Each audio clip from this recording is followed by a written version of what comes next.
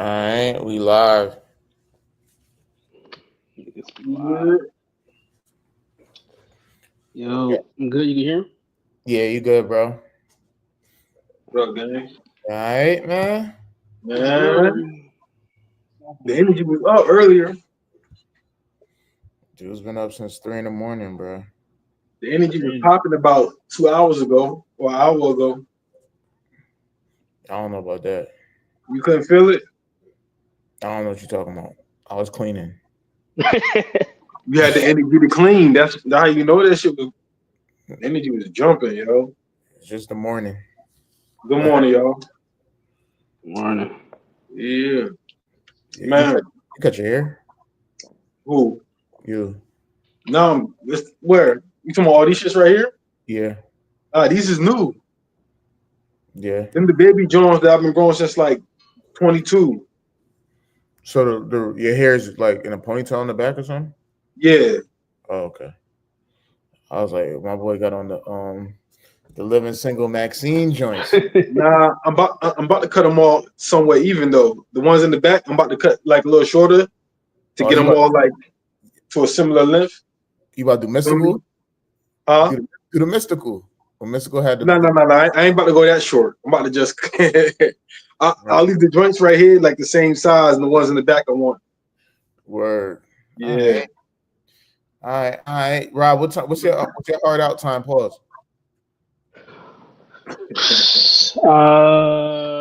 Maybe 1. 1 o'clock. Maybe 1:45. All right. What you No. I was about to say what you trying to do? You trying to go into the human design? You want to talk about some other shit? Like, what we doing today? It's whatever. Like what Whatever, y'all want to do. I mean, you want to talk about what y'all think of the Yay post? On brand. On brand. For sure, on brand. Yeah, dudes. Like, my shit is like, bro, like, you can't be surprised every single time. Like, dog, you proving the point. Like, you know what I'm saying? Like, you can't like you proving the point. Yeah. That makes you gonna keep doing it as long as you surprised. It's working. Like, you proving like whatever he doing is valid. Like, I'm gonna find a way to piss people off, and it works every time. Like, that's crazy. Like, he like 100 for 100. Like, you know what I'm saying? He probably he's number one in the category. That's so it's like, yo, if the swastika thing worked for the Jews and they get them riled up, don't let this shit work on y'all niggas, yo. Why y'all gonna let it work on y'all like that? Like, you just saw him like troll niggas over there, so you gonna let him come and just post a suit and now y'all like, I guess he just trolled the hell out of y'all. It's easy. Yeah. I think it's funny. You know, I think it's funny. You already know that. Yeah, look at my human design, man. I know where I'm at with it. Go ahead, Rob. What the people, the hurt people, how you feel it, man? I know what the people said. Word. Yeah. What the people feeling, Rob? Yeah, he got that like what's the center called? The joint? Yeah. He connected. My joint is undefined. Like, y'all can feel it too. When y'all tap in, if y'all want to tap in. But you also Aries and Libra, water signs, very connected to the emotion shit. But I mean, just like you said, I feel like what you said is valid as far as that people being surprised. But I also think people like being mad. Like, that's an emotion that also can feel good. It can feel like a release. So when somebody also gives them the outlet to do that, they'll do it. They can be mad about some other shit, and then something else happens over here. It's like, man, fuck Kanye. Like, you could direct all that energy right, and it feels good to do it. Yeah, I got something to point my finger at. Yes, exactly. So that's not corny. I mean, from a clinical standpoint. It's corny? I guess the clinical standpoint, you can't even say corny, right? That's not like. I'm about to say, I wouldn't say. Yeah, I wouldn't say corny. Ineffective. I would say unhealthy. I would say something to look at. But let's just say you were self-aware and you're like, I just like being mad and I want to do that. Okay, that's what you want to do. So I can't say that's corny. I could just say like that's what you want to do. It's cool that you're aware and you're letting yourself have that type of outlet. All right. But how does the greater consciousness benefit from that? We don't know what he has. I think people are looking for different releases though. Like, yo, Malik stupid, son. Oh, you like your CNN? You know, I'm listening. Let him break it down. No, go ahead, bro. That's just funny. What was I saying? I don't think ultimately it benefits on a large scale level. I think it leaves people stuck, but I think people have to redo certain things until they're tired of it. Like a thing that I'm on right now is I don't know. I may be past something and maybe like, all right, I'm ready to move on. But some people may not be ready to leave that party. And I may think the party is corny and leave and go to somewhere else. But like if they're still having a good time there, who am I to say that that's, you feel me? That's kind of where I'm at with it.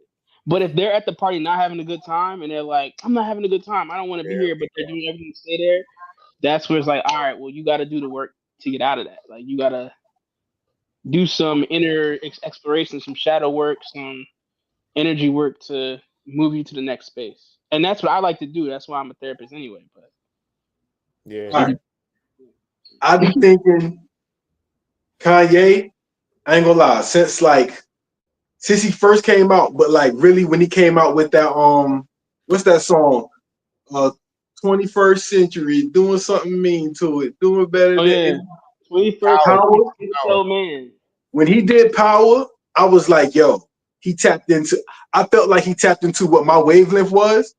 And I swear to God, I feel like he's been on that wavelength ever since then, right? I feel like Kanye's been doing me greater than I could do. He's a celebrity when it comes to doing the things that I feel like I would do. When he was calling himself a god, like people in high school knew I was calling myself a god. I've been doing that, right? So I feel like just when you said that, I was watching something this week and it was talking about like reincarnation, right? And people will come back to relive situations out because they have yet to exhaust whatever it is. That's why they keep coming back to the same thing. And just like in life, you're gonna keep doing something until you exhaust it, until you're ready to move on. So when you read me my I Ching the other day, one of the things was it's like I'll do something that might make everybody else uncomfortable, but I'll do it because I know it needs to be done in order to nudge people in a certain direction. So that's like it just clicked. It's like that's what he's doing. You know what I'm saying? He's gonna do something that he knows is gonna make this big demographic uncomfortable to nudge them in a direction. Right. You know what I'm saying? He'll do the same thing with the Jews over here because he knows how the world feels about the Jews and how the Jews feel about the world, and he'll do the same thing with niggas. So, you know, I don't know where he's nudging them. I can't say where he's nudging them, but I do feel like that's what he needs to do. When he does that, I identify with it. Yeah. From listening to some of the things he said, it's like he's trying to lessen the charge. Like he's trying to be like, stop being so triggered by this. So he's re-triggering people with the same symbol to be like, hey, I want you to lose the power on this thing. Yeah. Yeah, take the stimuli away from the symbolism. Yeah. That's why people get tired of yay. They're like, it's yay. After a while, people just, Yep. But here's the thing, though. What do y'all feel about the people? Because it's two sides to that. It's a shadow side, too, because he's also fueling people that could already have those ideas. Like that vortex is already moving in a negative way. They can feel like he's giving them power, too, with the symbolism that he's using. I mean, what's the status quo of society? I mean, like, in what way? Who what's the balance like? Are people being more in charge, charged up, or more, you know what I'm saying, infuriated, more detrimental? What's the balance like? I feel like the overall balance that's being portrayed is heavily leaning on one side. There's a lot of times we couldn't speak on certain things, or it's blasphemy, or it's taboo and stuff like that. And because of taboo, we can't even have certain conversations. You know what I'm saying? Yep. So like if somebody feels bad that, you know what I'm saying, or feels charged up, I'm trying to flip people's psychology on certain terms and symbolism and stuff like that. Then okay, I'll take that. You know what I'm saying? You need to crack a few eggs and fry an omelet. It's already, people can't complain on a day-to-day basis, say how everything's so fucked up, right? But don't want to have conversations about the stuff that may be taboo. Yes, You know what I'm saying? Like people, and it's a thing too that I have a lot of criticism with certain people about, is like people want change, but they want comfortable change. Or like, if you're gonna have a standard for everything. Don't like say, oh no, I like this person, this is who I look up to, so I'm gonna turn a blind eye to some funny stuff that they doing. But oh, it's Ye, so now like he's the bad guy, he's a self-proclaimed bad guy in this. Like, bro, just be like agnostic with, you know what I'm saying, your positioning a little bit. You know what I'm saying? The only caveat for me is I'm more biased to people I know. You feel me? So like I give them a little, but I'm like what do you call it? Explicit with that. I'm not like tuck it. You know what I'm saying? I'm gonna be like, I'm biased for y'all. Fuck it. It is what it is. And it's, right. I'm like, oh well, you know what I'm saying? Like, fight me. Exactly. Word. That's just how I feel about it, bro. Like, if you mad, like nigga, fuck it. I rather I'm gonna rip the band-aid off type person. Rip it off. We'll deal with it. We'll deal with whatever come with it. I'm not like a passive, like, oh, like, you know, just we are the world. Like, nah, dog, rip it off. Fuck it. Right. Is it biased if it's conscious? Great question. What you mean? You know what I'm saying? Because I'm about to look up the word. What you mean by that? I don't even know what you mean. You see, like, what bias is? What bias? Like, it says bias is a natural inclination for or against an idea, object, group, or individual. Right. It is often learned and is highly dependent on variables such as a person's social economic status, race, ethnicity, educational background, gender expression, identity, and religion. All right, because I said that because it's like that's a conscious bias. It's kind of like,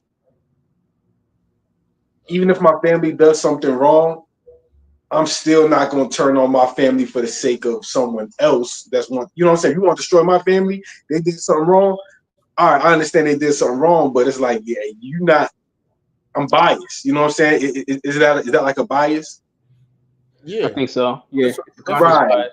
I'm just saying, I'm not jumping out the window for LeBron James. Like, you know, I need to sacrifice their life. It's LeBron. Just like, you don't know, bro. Bro don't know you. He got his own situation going on, but probably in their design, you know what I'm saying, they body graph, they probably got some shit going on in there. Like, I'll be trying to leave a little space for that. Like, yeah, you got it. You know what I'm saying? What did you say? You kind of went low when you said it.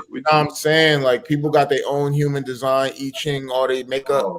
So I just leave a little space for that. Like, they could deal with it how they deal with it.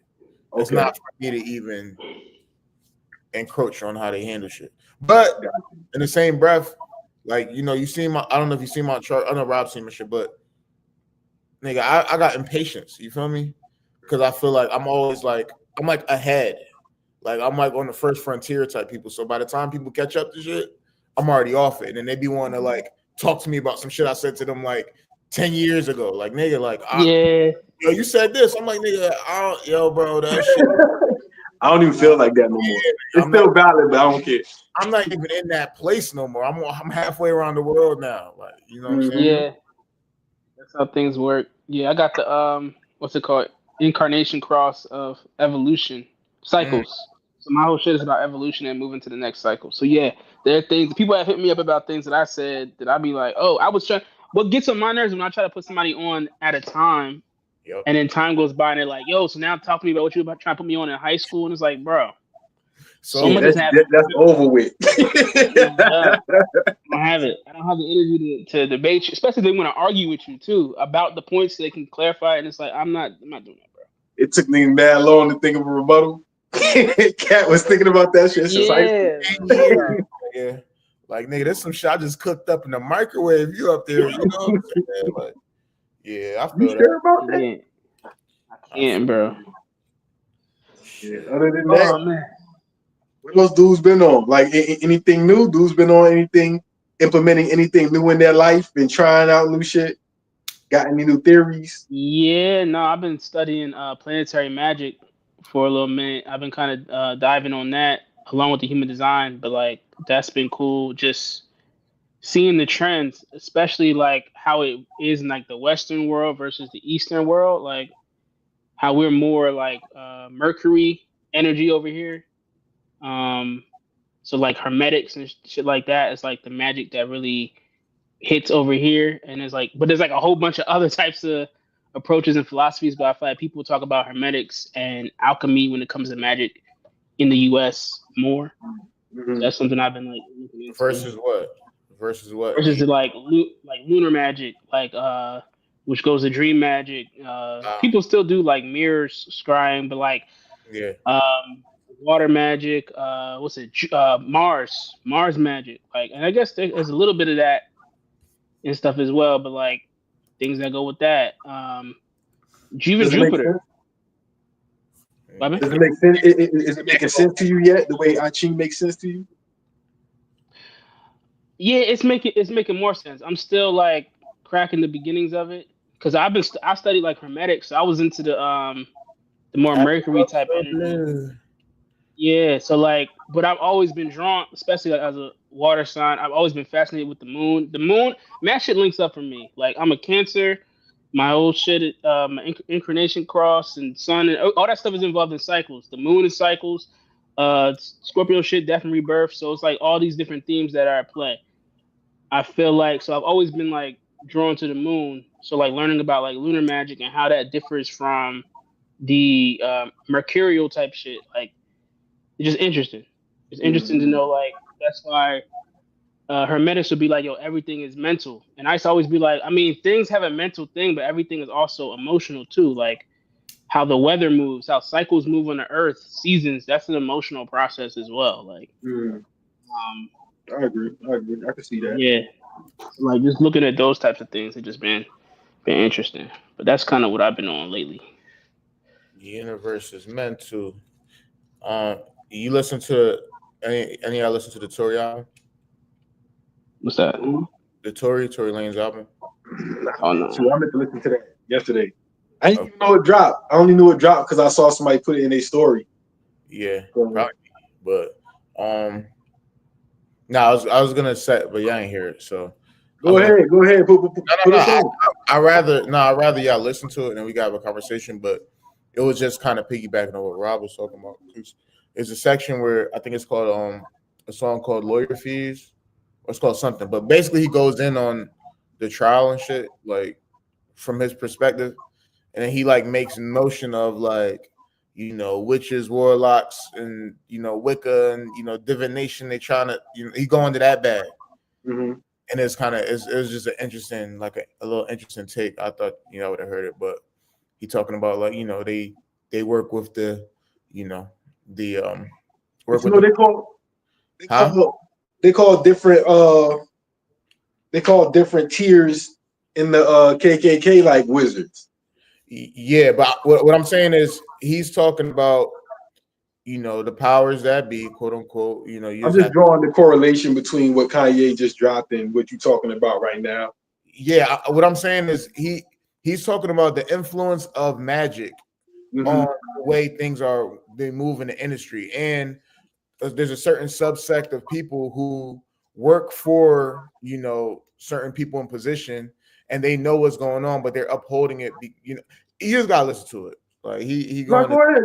I'm listening. No, I'm saying you gotta listen. I don't like giving my perspective without people hearing for their own. That's my own thing. Your perspective, bro. Just give your perspective. My spleen say, look, y'all listen and we can have a conversation. I'm not trying to steer nobody into thinking what I believe. Just when y'all listen to it, we can have the other conversation. I was piggybacking because Rob was talking about hermetics and, you know, Eastern versus Western magic. And it was just funny that the album dropped and Tory was talking about particular magic. That's why I brought it up.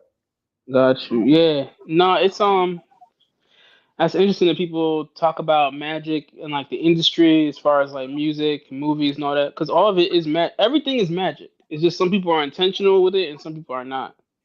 But like movies, music is magic for sure. If you're making music, you're in the studio, you're writing words to rhythms and beats and tones and vibrations. Like, yeah, bro, you're doing spells. Yeah. My damn. All right. So that's what's new in your that's what's new in your life, Dre. What's new in my life? I never said Yeah, no. like that's something that you've implemented into your week. What? The Tory album, because that's what I asked Rob. So I just listen. No, I'm saying the only reason I said that is because he was talking about magic. Right. So now, so I'm trying to get back to the question. I'm saying it just connected to the magic of what he said. That's the only reason. All right. I didn't say that's new in my life. I don't give a fuck. It's just I just take in information and I just be like, oh, okay, that's a connection. So what's new with you? So what's new in your life then? Ain't nothing new. We cooling. Same old. All right. I ain't gonna hold you. All right. So I always had the theory that if you wanted to grow taller as a human, then you could do so, because if plants can keep growing, then why can't a human keep growing? Right. So in my week, while everybody's doing Ramadan and shit, I'm consistently eating broccoli every day. You know what I'm saying? I'm trying to see what 30 days of broccoli would do. Steamed broccoli. I'm trying to see what the nutrients in broccoli would do to someone's body. So I'm on day 3, and that's the new shit I've been on, yo. I ain't gonna hold you. Man, shit. If Dr. Sebi was here, he'd be appalled. Huh? If Dr. Sebi was alive, he'd be appalled at you. Appalled? In a good way or a bad way? Appalled. In a good way? No. He'd be upset? Yes. Oh, because I haven't been eating broccoli? No, because broccoli isn't a real vegetable, according to him. It's a hybrid. Yeah, exactly. It's not real. Yeah, I heard that. So, like, trying to get real results from something that's not real is interesting, is what I'm saying. Yeah, I'm about to get real results from broccoli for sure. I gotta see. Just because it's a hybrid don't mean it's. But you know what I'm saying? Like, just because it's a hybrid don't mean that it's like it's not living. Sure. All right, like a mule, right? Is a living creature. You feel me? But niggas don't use what niggas use mules for. It's not a horse.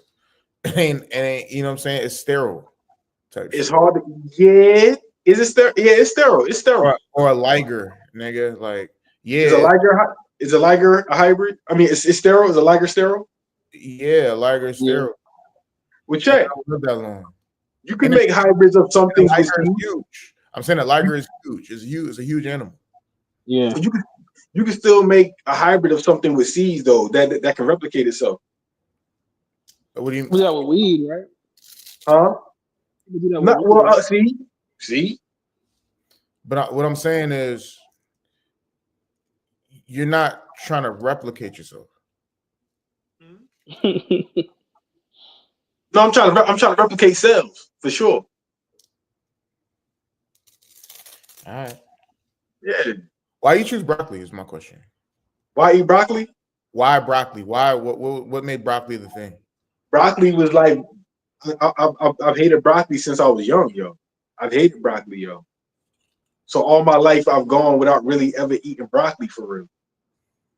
Maybe in my life up until that day, I probably eaten broccoli maybe about 20, 30 times in my life, yo. And you saying because you didn't eat it as a kid, you want to try to eat it now? Yeah. I'm trying to see what will it yield? What differences in me will it yield? You ever think like as a kid, maybe you like not supposed to eat broccoli? That's why you ain't like it? Nah, I think I didn't like how it was being cooked for real. Okay. Yeah, I think it was probably just being cooked wrong. And back then, you know, it's coming out the freezer or like out of a can type shit. Not a can, but out the freezer. I always hated frozen veggies, yo. Frozen veggies always tasted nasty to me. You know what I'm saying? I used to hate that. And like, you never had string beans come out the can? I never liked string beans regardless. All that shit nasty. String beans, peas, that shit trash. String beans is trash? String beans is trash. I'll eat like every now and again. I'll eat it, but I think it's trash. Like I don't go out my way to buy string beans, bro. I'll be looking at it. I don't either. Like, and you can't even eat string beans raw. They don't digest right? Yeah, like it's. I think it's an acid, and you have to cook it to break down the acid in it or something like that to even be able to digest it correctly. So it's like, but are we not supposed to eat string beans? I don't know. That shit trash. Feel me? So yeah, I'm on broccoli. I'm eating broccoli. I'm trying to see what that does. You know what I'm saying? Is there anything else that you ate, like you didn't eat as a kid, that you grew up to now like? Onions. I had to make myself I first started when I was young. You know, you get the burger and they used to have the lettuce and the little chopped onions on it. I used to hate that. So then I started eating, but then like the first vegetable I started eating was lettuce. Like I made myself eat the lettuce. Right. I hate tomatoes too. I ain't gonna lie, I don't like tomatoes, young. But I eat them. I don't like them though. I eat them sliced. No, go ahead. You know what I'm saying? I hate cherry tomatoes. And the jank burst in your mouth. I hate that shit. Yo, come on. Yeah, pause, yo. I hate that shit. It's too much juice, yo. Pause, man. God damn. God damn. Oh, my nigga Charlotte. It's too much. It's too much juice in tomatoes, God. Like, yo. What about you, Rob? As far as food that I liked when I was younger, that you didn't like? Yeah. I don't think so. I feel like I learned more about like what I couldn't eat. Like my mom used to just give me milk, and I'm allergic to milk and I'm lactose intolerant. I had stomach issues when I was younger, and I had like really bad allergies. And you ain't know. I know. I didn't know that's what it was. That's everybody, bro. Niggas eating ice cream, farting crazy. You think it's just being a kid? You think it's funny? Being congested, I had like I'm hardly having a hard time breathing, all that, and I didn't have no idea that was milk. It wasn't until it got confirmed like in my adult years, because I was at my mom's house. I had to do a conference. It was like online, and she didn't have. I wanted cereal, but she didn't have like almond milk, lactate milk, none of that. So I just got like regular milk. I was like, I'll be okay. Bro, as soon as I drank it, like nose congested, all like couldn't really talk like that. I was like, oh, this is how I felt as a kid. Crazy. That's how that shit go. Had a mad phlegm. Oh man. Yeah. When I stopped eating all that, like I was like maybe like 14 when I decided I was gonna stop eating all that. And then I ain't never had them problems like that. And I'm just realizing like you could be a grown adult now. In the morning time, maybe people, you know what I'm saying? Like, you know, kids used to and do the snort thing all in their back and you hear it and then they don't spit. I just be knowing like you just swallowed all that. You just snorted all that. You got mad phlegm. What about your kids though? Like does your kids like they be like, I don't want to eat that, like certain shit, like there's people like hell no, like you like nah, you gotta eat it. Because I've definitely been talking to Josh and him talk to Rock, like Rocket, you better sit down and eat. I don't want it. You know what I'm saying? Right. Yeah. No, she be like that. She mostly has foods that are her go-tos, and we just give her go-tos. And then she might see us eating something and be like, yo, can I try? And she'll try it. If we're eating it and we like it, she'll like act like she likes it. But some stuff she don't like. Gummy, like one of my favorite candies, gummy bears. Yeah. Like anything gummy, like I'll eat that. But she'll be like, oh, can I try it? And I'll break off a little piece for her, and she's always like, And like, she don't like the skin of grapes. She likes the juice of grapes. Mm-hmm. So she'll like bite into the grape, take the juice, and then want to put the joint back. And it's like, nah, bro, like that. But you put the skin back in the bowl? Try to put it back in the bowl. Yeah, I don't like eating with P like off the same bowl because she puts food back and it's like that's nasty. It's disgusting. Yeah. I'll give her she do things like that. She'll like take a bite of like a strawberry or something and like do the same. Yeah. Put the top back. I heard it's a meme and it's like when your baby try to give you their juice and you gotta decline politely because you know it's food at the bottom. Yeah. All that. Nigga, I'll slap Boo! Slap it out. We starting. I know. You like, you hurt my feelings. be like. Bro, you know, these kids are wild, bro. Yeah, she just like her mac and cheese. She got her chicken tenders, nuggets, French fries. Most things that in her hands besides mac and cheese. That's so crazy. Like kids have a standard food, like chicken nuggets, chicken tenders. Like, was that like a science project or some shit? Right. Yo, like kids just sit down, they'll eat some nuggets, fries, mac and cheese. What Amari used to like? Amari used to love yogurt, yo. Yeah, yogurt. Yogurt. Yogurt turned out good. I used to hate that. I don't know. Kids still eat applesauce. I don't know. Is that still a thing? Applesauce. Pouches, them go-go pouches is P's favorite food ever. That's what she asks for all the time. For real? It's like fruits and vegetables. I've seen people have to some people have to force their kids to eat that, but she eats that all the time.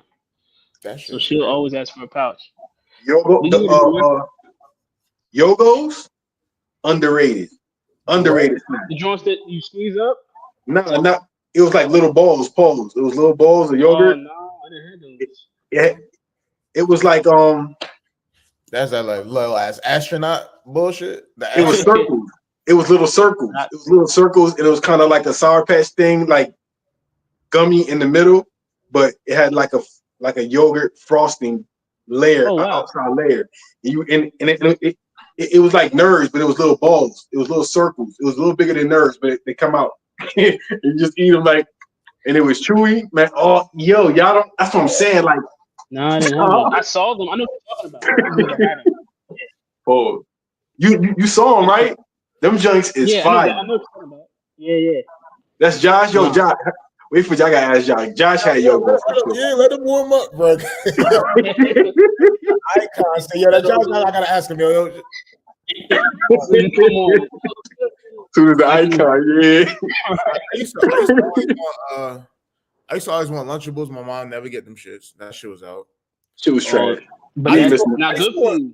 Nah, but when you were a kid, them shits used to look fire, bro. Like I don't know, like the way it was presented. You know, my lunch was always fire. My mom used to OD, but what used to make you fire? Come on, yo. You know, I don't know.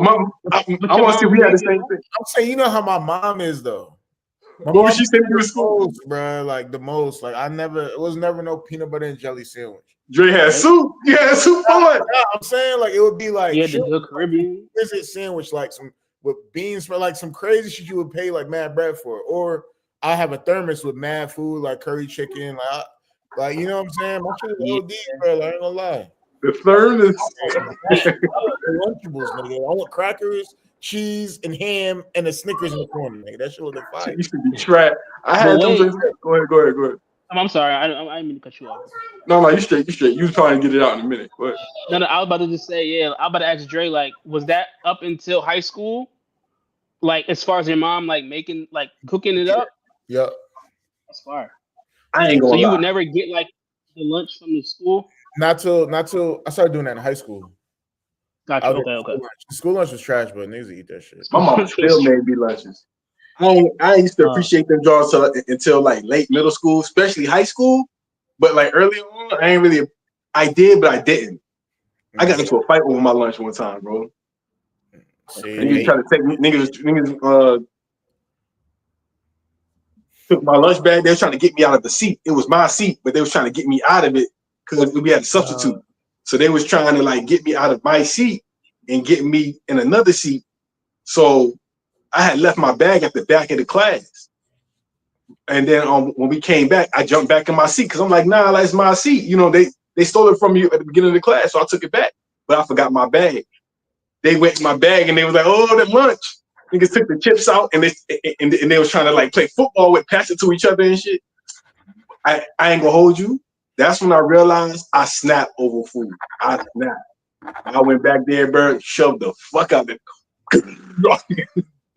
Bro. Because I had to get my food. Nigga tackled the fuck out of me though. I ain't gonna lie. Bro, mad fights used to happen at lunch. Did y'all school have days of peace and respect that like they number the days that you don't fight and then you get awards if the class gets awards if they oh yeah, shit. You was days of peace and respect. Gang banging ass.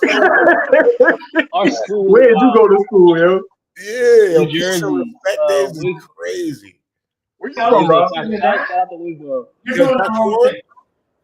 Rob, where you from? Josh, are you on? Hold up. Josh, are you on? Hold up. Jersey? Hold up. Time out. Josh, are you on? Yes or no? No. All right, bet. I'm taking you down. Pause. All right, go ahead. The icon moving. I'm like, yo, is he talking? I'm taking you down. Pause. I thought he was talking. Peace and respect. All right, you from Jersey though, so it's starting. It makes more sense. Yeah, nah.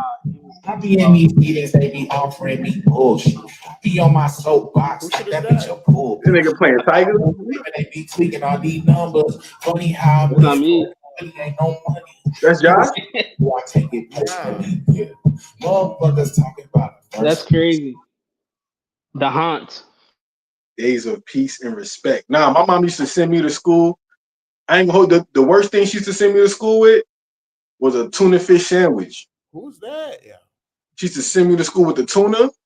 By the time I get to lunch and I figure out I got tuna, the bread be soaked in sogs. It'd be soggy. I used to be hating that shit. It'd be soggy bread. I couldn't eat that. I just go through the whole day with a tuna fish sandwich in the bag, in my lunch bag. By the time I get home, shit be bad sweet.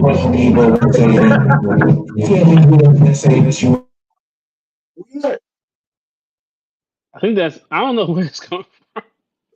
I feel like Drake playing. Yeah. DJ equipment got a mind of its own, yo. Yo, Dre's in a haunted place, bro. People are trying to tell you something.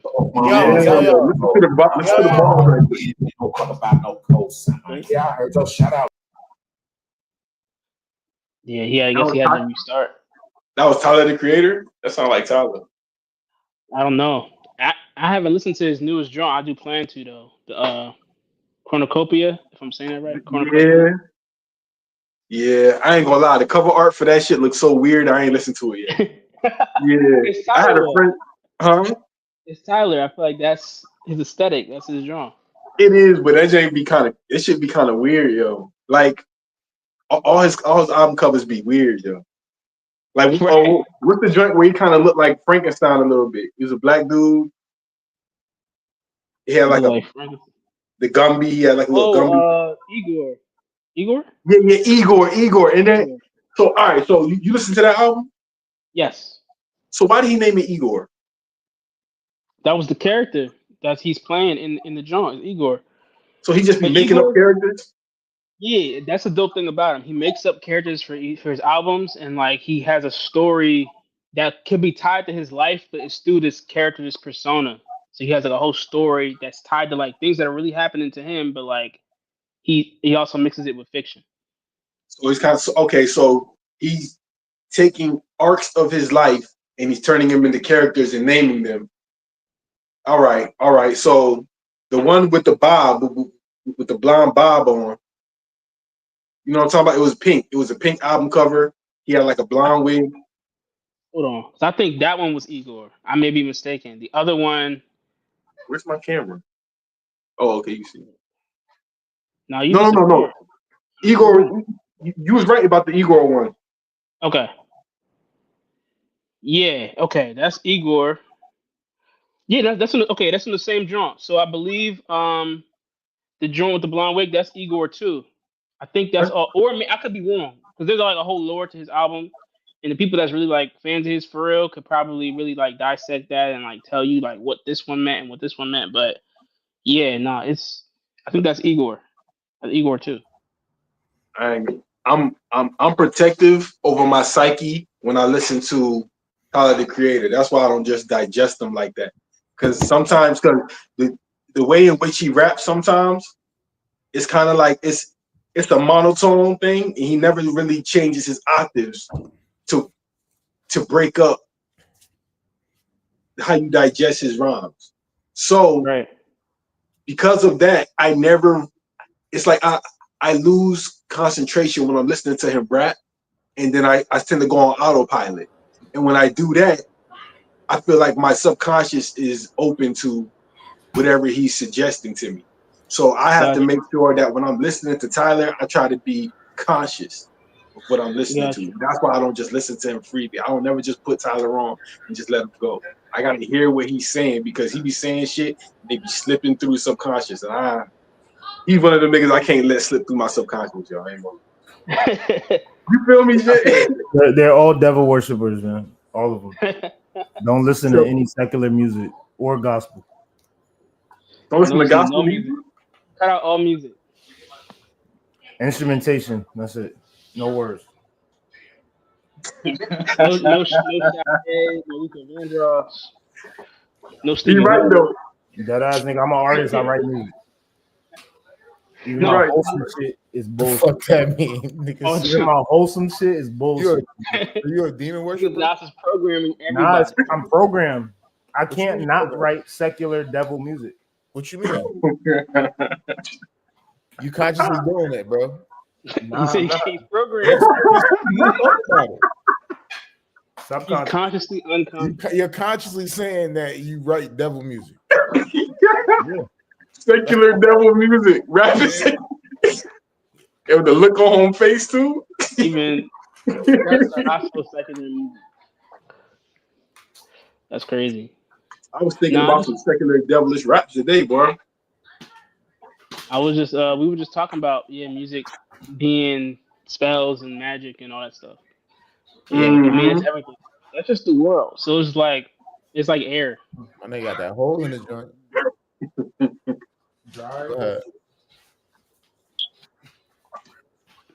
That's and that's why I'm saying like Tyler the Creator. I can't just let him put whatever spell he wants to on my psyche, bro. I don't know what kind of spell this nigga be casting, bro. That's why I gotta be unpredictable. Do y'all think y'all impressionable people? Do you think that who? Do you think you're impressionable? No. I can't be, Yes. I think to a degree. Yeah, to a degree. I think everybody, I think human beings in general are more impressionable than they think they are. Like in what space though, for you particularly, like tailored to you, not just the whole umbrella. If I'm human design shit, I have open heart center. If I'm having an argument with somebody about something, I can feel their argument as if it's mine. So I have to focus to not go into their perspective enough to argue mine. That's also some Pisces moon shit too, because I feel like I could easily go in the middle of an argument. I could start arguing your argument to you too. Like I have to be like, oh, what do I actually believe? Like I have to sort that out consciously and ground myself in that to engage. I can argue my point and still see what you're saying. I feel like that's how I find the right answer. So I'm never just arguing my point so blindly to where I can't see where I'm wrong or I can't change my argument. My argument is always evolving because I'm listening to what's being said. So I can change. I'm like, okay, that makes sense. But if it don't, and it don't make sense and it don't feel right, then like. So the Pisces moon is the like you understand everybody type thing. Pisces moon is one that's no boundaries, so like can blend into anything, can become anything, can reflect anything type of thing. Pisces, that's why it's the last zodiac sign too. It's like everything combined together, and then going into a different world at the same time. Before Aries starts it off. Aries like the gunshot, right? Yeah. What's up? Libra is the judge. Feel me? So I'm gonna wait. I'm gonna weigh the shit. Right, yeah. Because you're in the middle. Yeah. Right. And Virgo right before Virgo's organizing everything. And then it's like, okay, I've organized it all. And then it's like, okay, what is this? Put it on the Balance scale. It all. And then Scorpio was like, oh, okay, this is what's worthy. I'm gonna take all this and gather up all the power. And then Sagittarius is I'm sharing all the power with everybody. Oh. Capricorn. Bullshit. And Capricorn is like wasting people's time. The power out there is like, okay, now that the power's out there, I'm gonna climb the mountain now. Like now everybody got this. Now I'm gonna compete and win. So Capricorn trying to run off with all the good. Everybody then did all the work. Capricorn trying to run off with the shit. That's why they the GOAT. Yeah. That's why they Baphomet. That's why they the Baphomet. That's why they the GOAT. Right. The GOAT, the dragon. And then the Aquarius gets to the top of the mountain and is like, "Oh, I gathered all this information. I'm gonna give it to everybody." It's the light bringer. Yeah. Right. Pour it into the water. And then you become the water, and that's Pisces. And it pushed the fish along. Ooh. Right. So who helping the Aries now? Who helping the Aries? Get back to the Aries then. The Ram. It's just the start. It's the Big Bang. It's the spark. We not getting no energy from nowhere. No. The water. When the water passes and the Ram come by and take a sip, they get the energy to keep. Imagine this. Everything dissolves, and then over time it gathers energy back again, and it blows up. Yeah, and that's scary. Word. Yeah, it should get too boring. Gotta let off another shot. Wow. that's the thing too. I noticed like some people don't really like. It's crazy because you think that you look at your life through your lens, and you mistake your components that everybody has them. But everybody don't have them shits. Like it's so crazy to me. People aren't creative. Not creative in a sense, but like they literally like have no like initiating like energy in a body. Like because something that comes so natural to me, like I could just I don't care. Like, I could just make something up off a fly. And then people be looking like, what? Like I'm like, damn, you don't do that. Like it's so that's the craziest part of all of this to me. Because you look through your lens and it's like, I don't understand why people can't just do that or why people feel, you know what I'm saying? Yeah. But, you just can't even fathom because as you saying that, I'm not even sure that I fathom what you're talking about, what that even really feels like.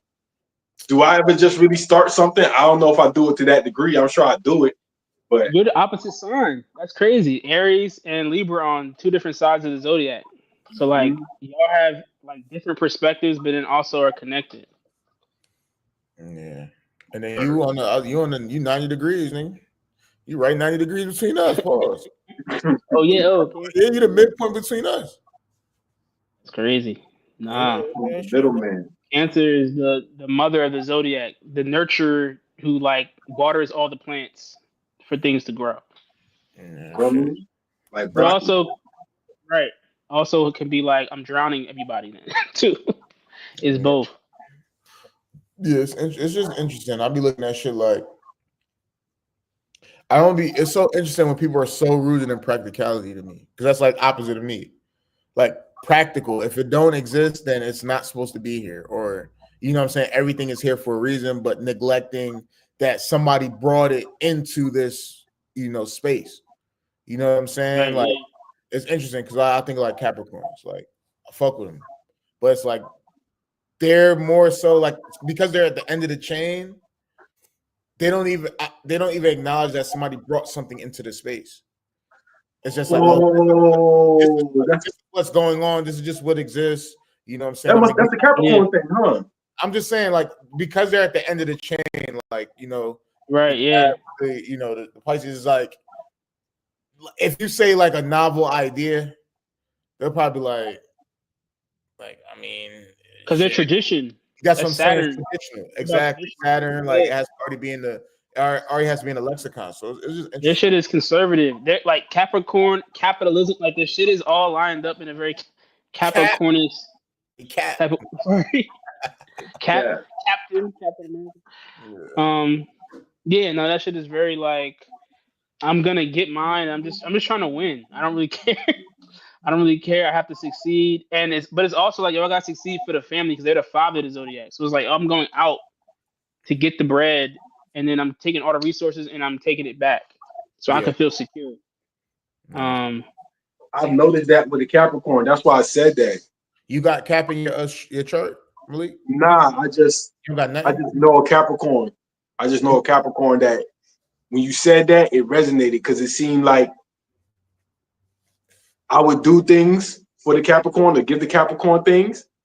And then the Capricorn just would be like, if I ask for something, the Capricorn would try to make me pay for it. Yeah. You know what I'm saying? I would give freely when the Capricorn asks me for something, I give to the Capricorn free because it's like a community type thing. But then when I ask for something the Capricorn got, it got a price on it. And I'm like, yo, like, why are you trying to charge? I just, you know what I'm saying? I've been doing this for you. You know what I'm saying? Like, let me get that. You trying to make me pay for it. Yeah. So, yeah, and it's like a complete disregard for what was already done for you. Right. You know what I'm saying? Yeah. It's crazy. No, I got a Capstellium. True. So I get it, but I guess a Capstellium. What's that? I got 3 signs in Capricorn. Oh yeah, I think I might have that too because generational. Is it like your one of them is yeah. I got three signs in Cap. I got 3 signs in Aries. You got 3 signs in Aries. That's crazy. Great, okay. Bro. I got 3 signs in Cancer, Jupiter, Mercury, and Sun. Word. And my Chiron too. My Chiron, I'm conjunct with my Chiron. See, that should get too complicated. I don't even know what none of that should be meaning. Who Chiron? Who that? Who Chiron? I don't know. The wounded healer. Chiron is the wounded healer. He's the one that like you can heal people, but you're healing them through a wound that you have. Gotcha. So it's like how you heal people. It's like where your wound is, and then how you heal people through that wound is wherever it's placed. Copy. How you figure out the name? How you know it was named Chiron? That's what it says. Yeah. Where did y'all see this? Just look at your chart. Like look up your astro whatever chart shit. Just see the wheel. Your wheel. You plug in your shit. It'll tell you like all your shit. Oh, and they have a name for all that shit together. Like sun, moon. You know, sun. Moon. Oh, my sun, moon, and rising basically. Is what but it's all the way at the bottom. One of them shits that you just don't pay attention to. Yeah, it's one of the things people mainly look at. Like the moon, rising, sun, Venus, Mars. See, my Chiron is in Aries. I got the coastal. Okay, so it's in your I lied. Too. I don't have it in Aries. I lied. That's the current planet. My bad. Okay. I'm gonna be like, I mean, it didn't feel right, but I was gonna see if it resonated. I was gonna go in. I think it said because I'm like, let's see. Yeah. Man, we supposed to do a chart evaluation, man. Somebody gotta put their chart on the chopping block, man. So this is a Rob question. Is it inappropriate to say what I said in front of the girls? To say all music is secular music. Then you said what do you say? I'm programmed. I say, I'm programmed to write devil secular music. Joshua, that's not what you said. Okay, so what did I say? We live too. Programmed to write devil secular. That's literally the point. That is not what you said. So what did I say? I'm programmed. I can't not write secular devil music. That's what I meant. Same thing to me. Different words. So is that inappropriate to say in front of the kids? Yes or no? If they know what that means, maybe that could be scary to them. If they don't, then they may not. They may be indifferent to it. I don't think so. I think it's just something worth explaining. It can be explained. Yeah, I'm about to say. Yeah, that can be it's not explained. specifically just about. So it's about saying it in general. Is saying that in general bad? No. Nah. Okay, I just had a question. I'm good. I don't. I think it depends on what the meaning of that is, because also it could be a joke, and if they understand it as a joke, then it could be like ha ha.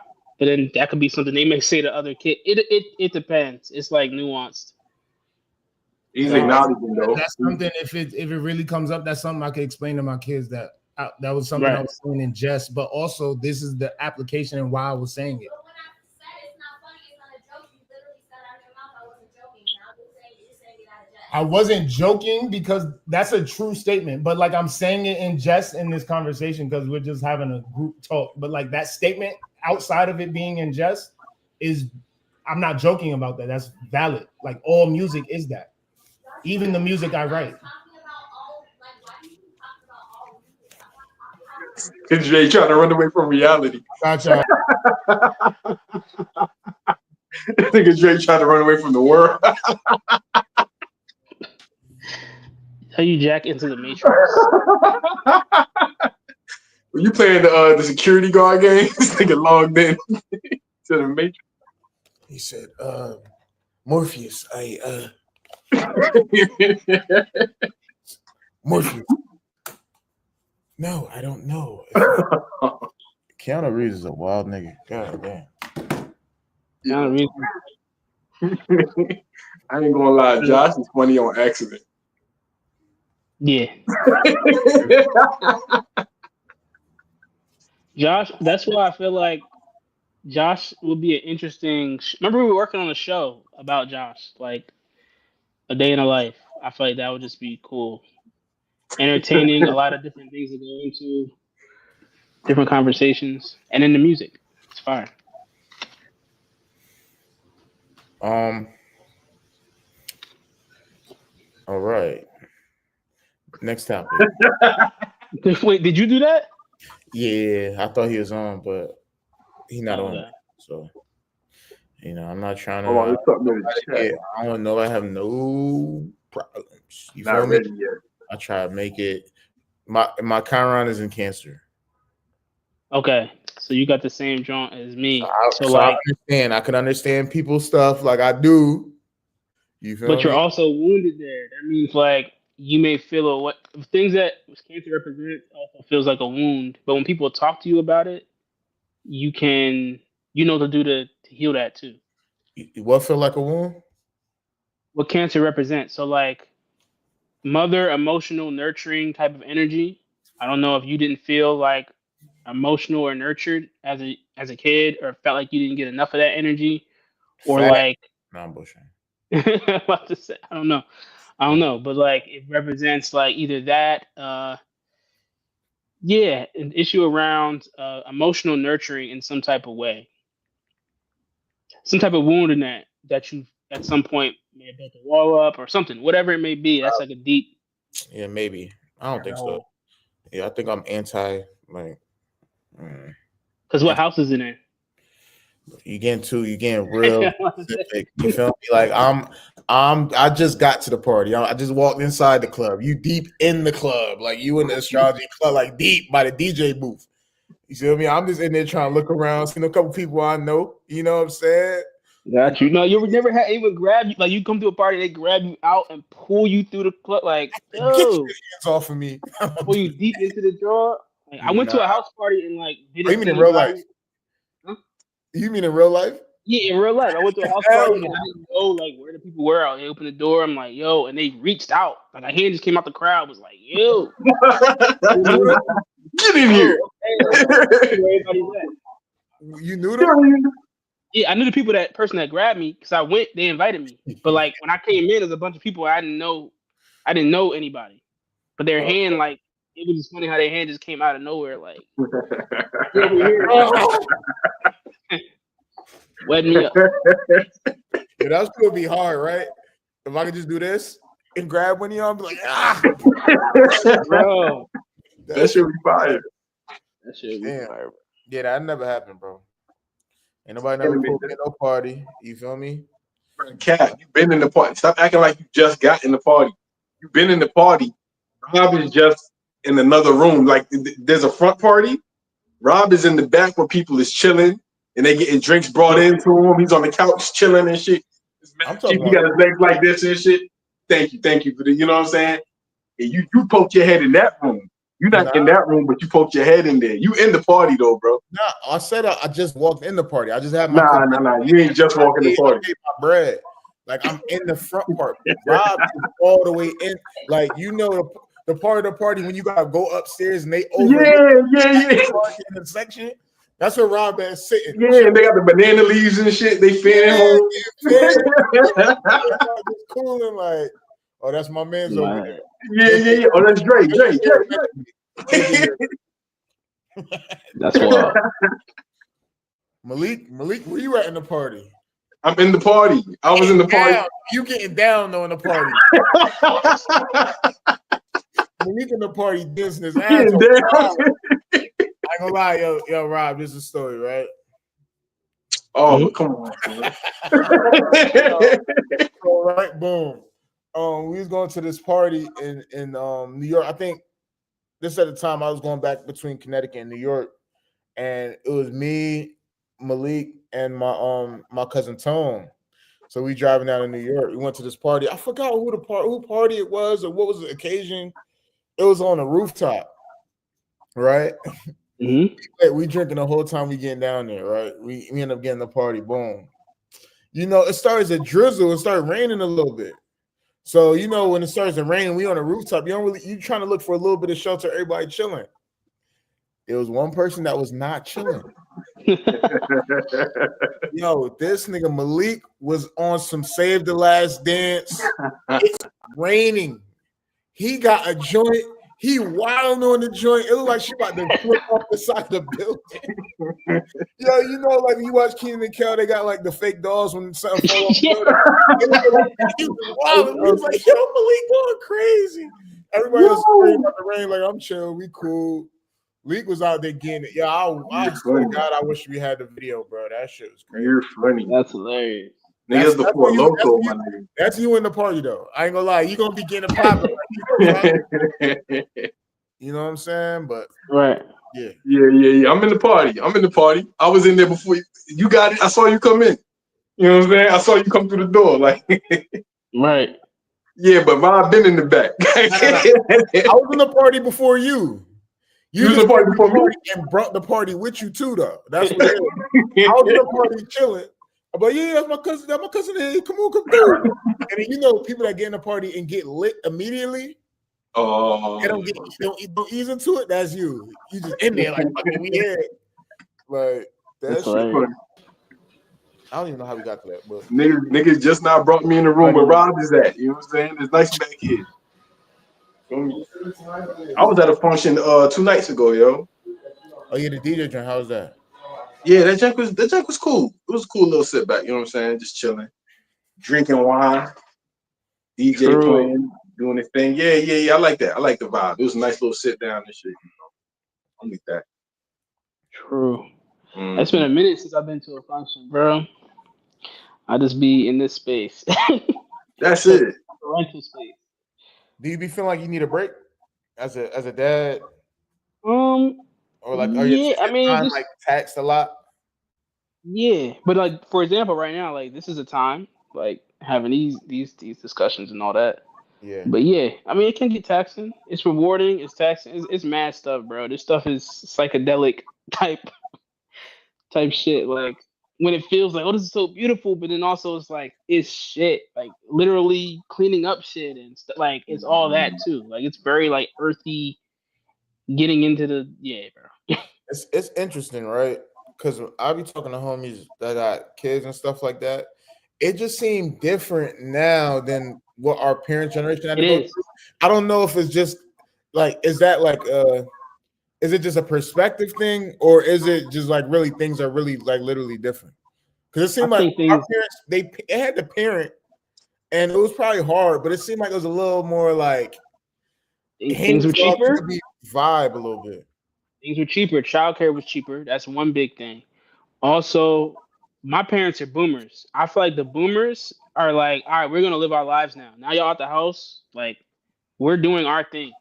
So like, my mom do be supportive. I'm not trying to say that, but like, it is a bit of a. I feel like there's a time where I was like at people's houses. My mom was getting stuff together, building the foundation. That like it's not the same type of thing. Granted, my mom was a single mom for a bit, but yeah, bro, like it is different though. I do feel like it's different. Just even with things being more expensive, niggas working from home. It's yeah, I feel like as a kid, like when we was kids, we could get ignored way easier. Like kids nowadays get way more attention, bro.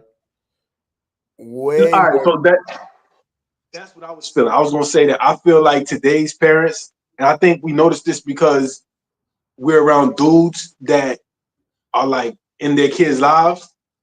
I feel like the dudes compared to the way they talked about the fathers of yesterday is way more attentive in their kids' lives, where it's like it's not a chore. It's not something where it's like, I gotta do this. So then so you know what I'm saying? So anytime something happens, you're around and you're doing it. But anytime you got off time, chilling. I feel like today's fathers is like, I hear. Like you know what I'm saying? Like this is my child. And exactly. They way more attentive. I could see that too. Yeah, and being intentional. Like, okay, I remember how I grew up. So like I'm gonna think about things. I think every generation kind of tries to do that, and then we just pass down other things. Like my mom she probably saw things that her parents did and was like, I'm not doing that with my kid. And there's things I saw that I was like, I'm not doing that with my kid. And then my child might do the same thing, and that might just keep going on. What do you think that thing is gonna be though? Like if you had to speculate. I don't know. I'm very curious. Fun. Like what? I try to guess that. I don't know. I can imagine what my criticisms are gonna be. I try to address them in the moment. For example, there are some things that you may tell your kid to stop doing that it's just you. It's not a thing that it's bad to do in general, but it's just something that's bothering you in the moment. But like a child has a hard time making that distinction when they're a kid, especially. So I might be like, yo, you're making too much noise. That's just because right now I just off of work and I'm overstimulated and you're making too much noise. I'm going to raise my voice because I'm frustrated. I don't mean to do that. I do apologize afterwards, but like I do think about like, oh wow, if she naturally has that energy, is she gonna turn herself down, like because she thinks it's bad, or is she gonna be like, oh, being courteous to dad, like he don't really like this right now. I'll go somewhere else and make this noise, but it's not wrong to do. You know what I'm saying? Like that difference. It'd be the justification like we put behind things. Right. Yeah. It could be a false narrative. You feel me? Or just I get it. That made me think because back in the day, if something was going on when I could leave the house, if something was going on in the house where it's kind of like, let's say my brother might be playing the game and he got the curtains closed and it's dark in the crib, I want to be in the sun. I open the curtains. He like, bro, like, you know what I'm saying? Like, close the curtains. All right, he close it. I put on my shoes and I go outside because it's like, you know, if I want sun, I'll just get outside. You know what I'm saying? Get fresh. I don't got to be inside. So So imagine you in the crib and your kids in there making noise or whatever. Do you have to be in the crib? If you got a backyard or you got somewhere that you can sit in, you know what I'm saying? Well, you can just go outside and like, you know what I'm saying, sit in your little hammock or whatever and take a nap right there, or chill outside to get your vibe together. Versus somebody who's telling their kid to be quiet. They don't want to go outside. They want to be inside. You know what I'm saying? But you shut up. You go outside. You know what I'm saying? Like take your kid to go outside. Your kid don't want to go outside, but you make them go outside. Like so, it's like things like that. I'll think about too. Like if it's something that I could easily change by me making a simple decision instead of making somebody else make a decision, I'll just change it myself. But that could also be problematic though. That's why it's exactly because that's why boundaries too. Like it don't really matter what you consciously do, buddy, because there's gonna be a counterbalance way. You feel me? That's why it's interesting. Right, because then my daughters could become entitled. Like, all right, like you go outside. If it's like this is my house, like if something this is my house, I'm paying the bills. I'm tired. I just finished working so I can pay for your stuff that you're doing right now. Right. You go outside. Yeah, you go outside, girl. I would explain like, yo, I've been going outside. You been paying attention? I'm tired of going outside now. Your turn. Take your ass outside. You know what I'm saying? In my house, you want to tell me to go outside? No. All right, I try to be nice. You wasn't feeling it. Now you go outside. Because sometimes you have to be petty like that. You know what I'm saying? Like just because you know what I'm saying? Like, but it's like you're conscious. I will be consciously petty to show you something or to teach you a lesson. Like especially if I feel like you're being selfish about something. Okay, well I'm gonna be selfish now. You feel me? Right.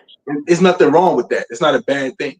But it might not have the whatever your intention is going into it. It may not even come across that way. That's why it's funny. I know. I'm gonna teach you a lesson, like nigga.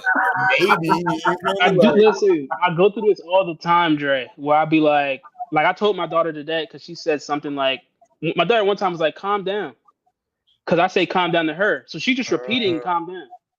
I was like, "Yo, who are you telling?" My partner was like, "Yo, like you can't say that. You don't tell us to calm down. Like we tell you to calm down." But I'm like. I'm also thinking like, all right, so now she's learning this is like uneven, but it is uneven because we're the parent. So that's what it is. It's not an equality thing in here.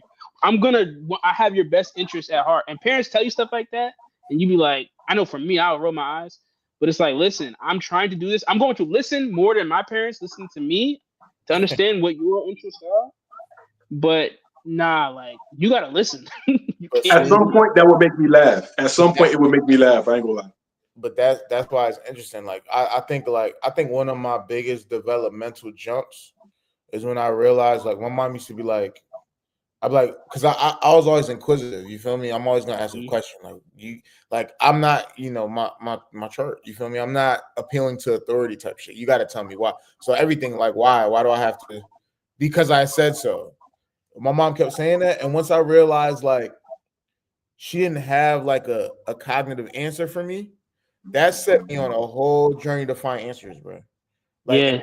and I'll have the now, like, I'm a kid finding the answers behind stuff, like whether it's for school, whether it's for this, whether it's for that. And now I'm starting to have the answers now. So now when you have the answers, now you're a smart ass because you have the answers. So like it, and then now it's like people kind of try not to listen to you now. So it's like it's interesting how the lever is like each lever makes you take a turn in the whole joint. And listen, I could work with that too to a degree because I'm down for negotiation when you're understanding the why. So if it's like, yo, I don't want you to do this because of this, and if it's like, well, I could do this instead. Okay, cool. Then you could do that. Like that's an alternative. But like the bottom line is that, like what I found from my mom is like, oh, there's always a bottom line. So if I'm asking her to go to a party, she'll say no because she don't feel like picking me up. But if I'm like, oh, like you don't feel like picking me up, I found a ride.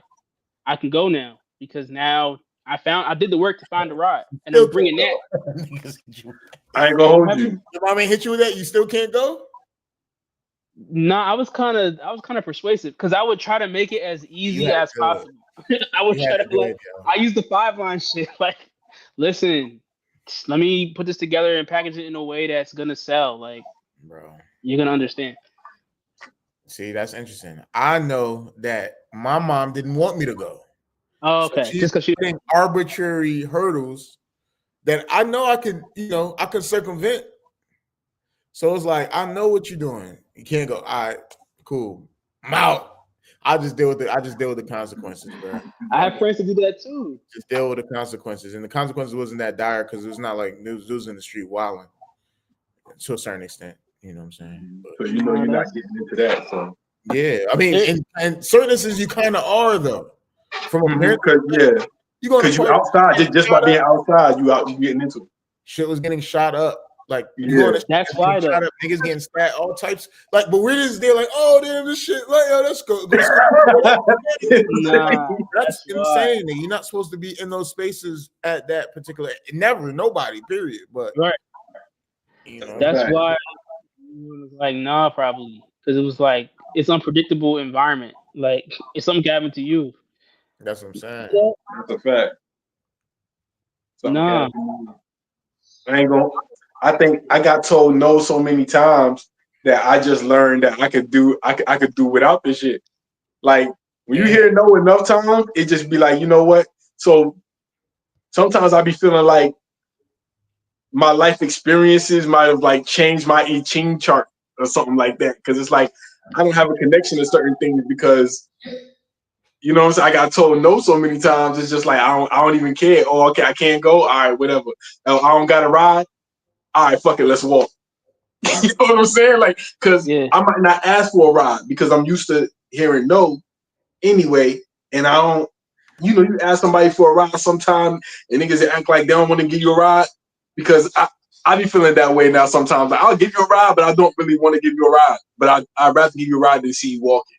But if I pick up that you don't want to give me a ride, I just be like, don't even worry about it. I'll walk. You know what I'm saying? Before it, so then it just little shit like I forgot why I said that, but that's been on my mind. Like that influences me to do certain things too. So it makes me think how my life is. Like sometimes I'll go without, right? Just because, like I can't. I also was the older brother, so like my thing would be like I always had to be the responsible one. So I think my mom also said because I had built in the thing of like responsibility, make responsible decisions because this could impact mad shit. So like if I saw something that was out of pocket, I'd be like I'm going, like I'm not staying here. My mom, I guess, trusted that too. I'd be like, nah, they was wilding. So I came home type shit, but yeah, I don't know. And my brother would be out there. Your youngest brother is probably a little. My younger brother would be out. He would go like we got beef in another town. He's going to the party. to meet a girl that's from there, knowing like they're gonna be like, yo, who are you? But he don't. I would go places. They be like, yo, you so and so brother, and it's like, oh yeah, you know him out here, like. That's crazy. Like, he's in New York. He went to St. John. Same thing. Like I met people that be like, "Oh, you're so and so," and it's like, how do you know? That's just him. Popped up on his save game. He got a save game already there. You see, he already been here. He got a stat. Yeah, he already set up shop. Like he's that. Like you're like, are you taking these kind of chances, bro? Yeah, he took risk. He's a risk taker, and just deal with it later. Like that was his vibe. I ain't gonna lie. Knowing who I like as I got older, and knowing how I thought when I was younger, bro. I was a fool, so it's kind of like, how God look out for babies and fools. It's like God was looking out for some of the foolish shit I did because like I was green, like I was green in a lot of areas. So sometimes I got by about with being green and sincerely green.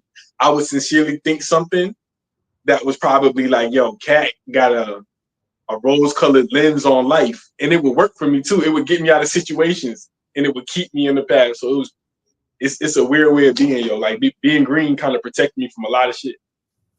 Like drama could be going on over here, and I don't know what the drama is.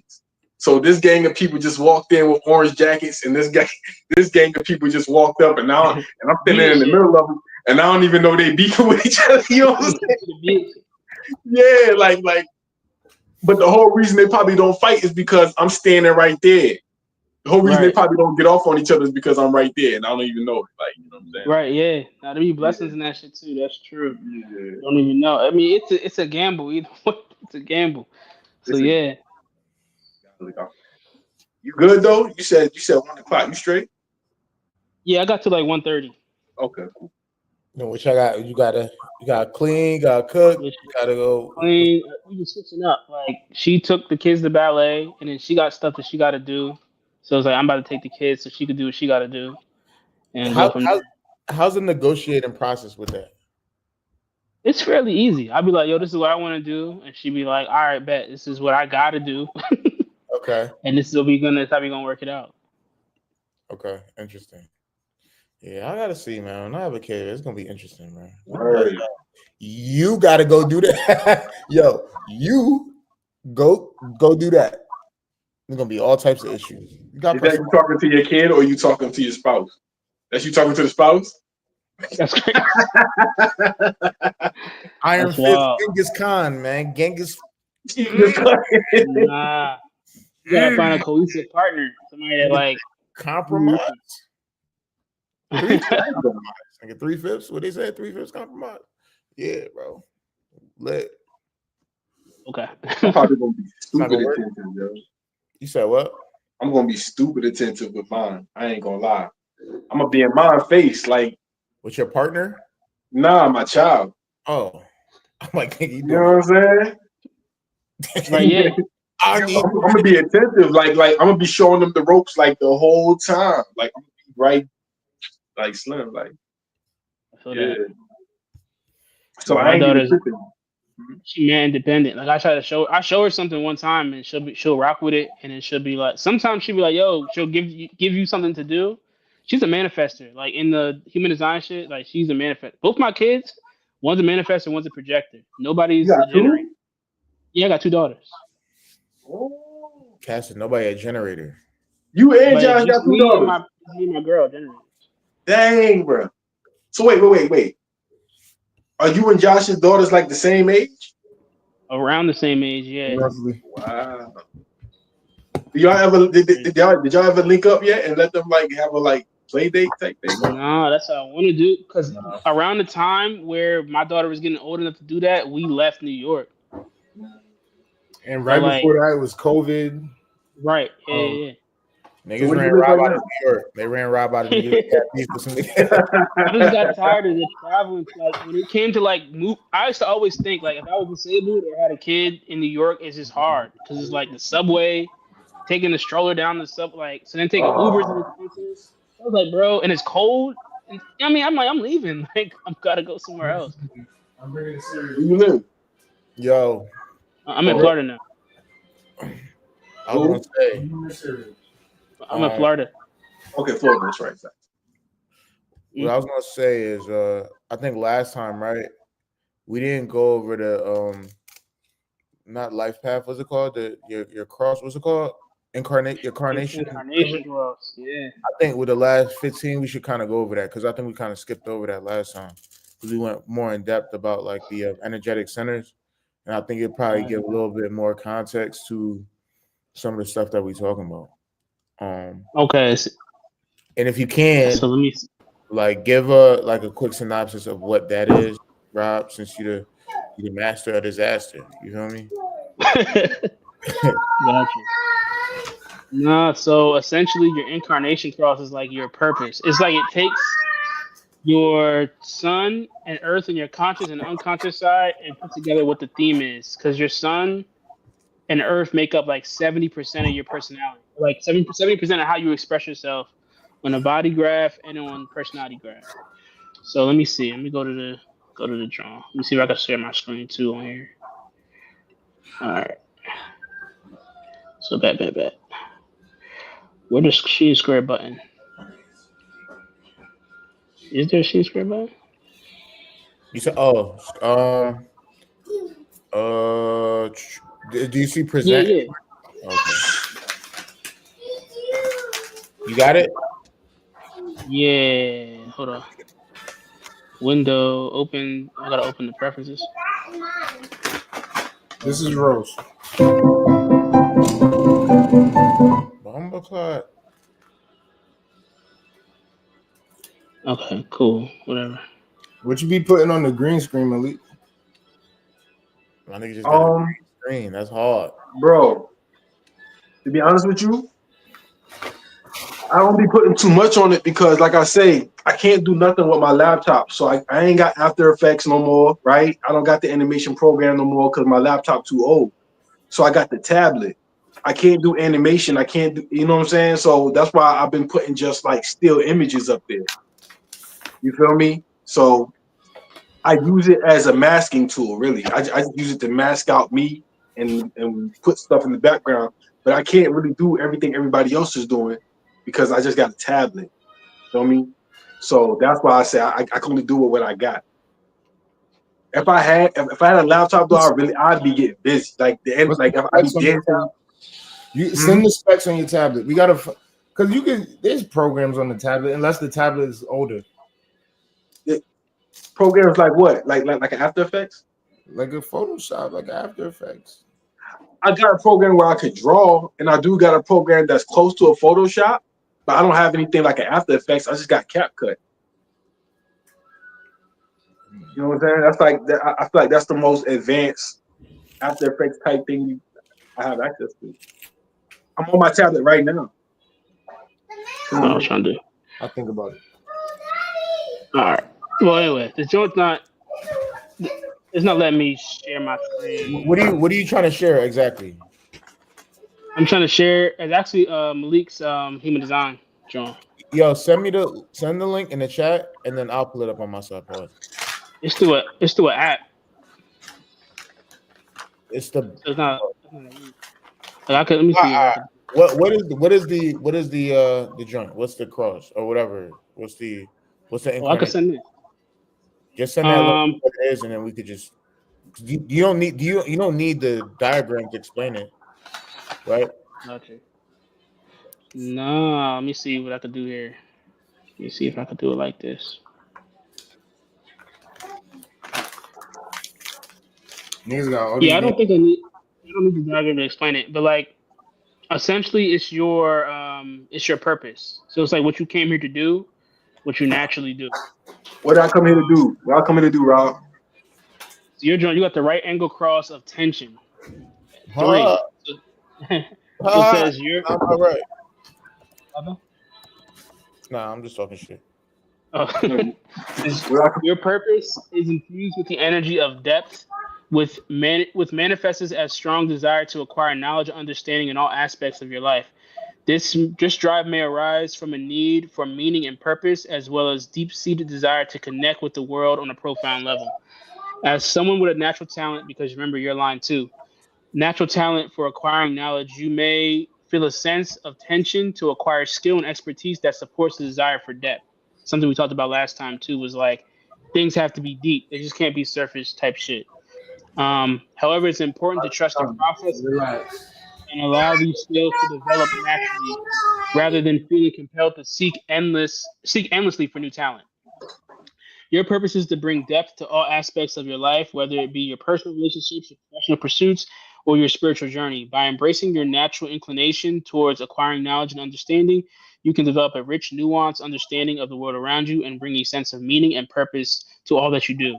For instance, you may be driven to acquire expertise in a particular field, such as art or science, rather than feeling pressure to constantly seek out new talent or knowledge. Focus on developing a deep and nuanced understanding of a subject matter, allowing yourself to fully immerse in the learning process. By embracing this natural drive towards depth, you can unlock your potential and make a meaningful contribution to the world. So that's your joint. I can go more in on that because I'm like studying that more, but I don't know everybody's like inclination cross type thing off the top of my head, so I don't like know how it all works. But essentially, it takes the four top. When you look at your chart, the four top, the sun and Earth on this side, and the sun and Earth on this side, and like put it together to highlight the theme of your life. And you found that from my I Ching, my I Ching? Can I what? How'd you find that from the I Ching? Yeah. Well, yeah. It All right. calculates all your gates and everything together. Yeah, that sounds about right. It's funny though because I was thinking.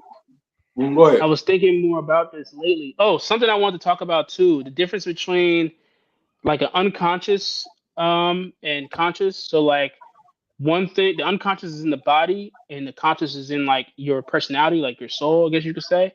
Mm-hmm.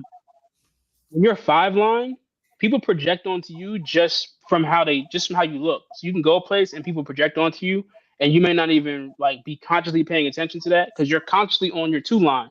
You're consciously on like just being naturally gifted at something and not really knowing like how you are, knowing how to do things, and not really knowing like how you know how to do it. You just know how to do it. And then like also being a bit reclusive, like not trying to be everywhere or to use your gift everywhere because you're kind of like, all right, I'm good at this, but like I'm trying to chill, and then people calling you out. But on top of that, like the 5 line is like immediately when you go places without even opening your mouth, people like project onto you different things. People that have more personality, line 5 like me, is I have when I'm talking or doing something is when the projection starts. So like, question, timeout, right? Just for clarification. So the first line, right, is you saying that's your I guess your body component. So if you're a 3-5, oh, you said a 2-5, right? Yeah, if he's 2-5, the 5 is a heretic. 2 is a hermit. A hermit, okay. So that's how you see yourself. Yes, that's what you know about yourself. And then the second, the 5 is what? That's like what was a 5? It's in the body. So it's like what is it called? What is a 5 though? What is a 5? Oh, heretic. Sorry. Heretic. So hermit, heretic. So people see you as a heretic, or that's the personality that you kind of give off. Yeah, that's like something that you may not consciously know for yourself, but people will like bring that to you. Like, oh, like you may not be aware of the projection field of a 5, but you learn about it through how other people are reacting to you. Got it. Okay. As opposed to somebody who is like, who's conscious of it. You're conscious of the projection field as soon as you step into a place. People are like, oh, you're expecting me to be X, Y, and Z. Okay. Question, right?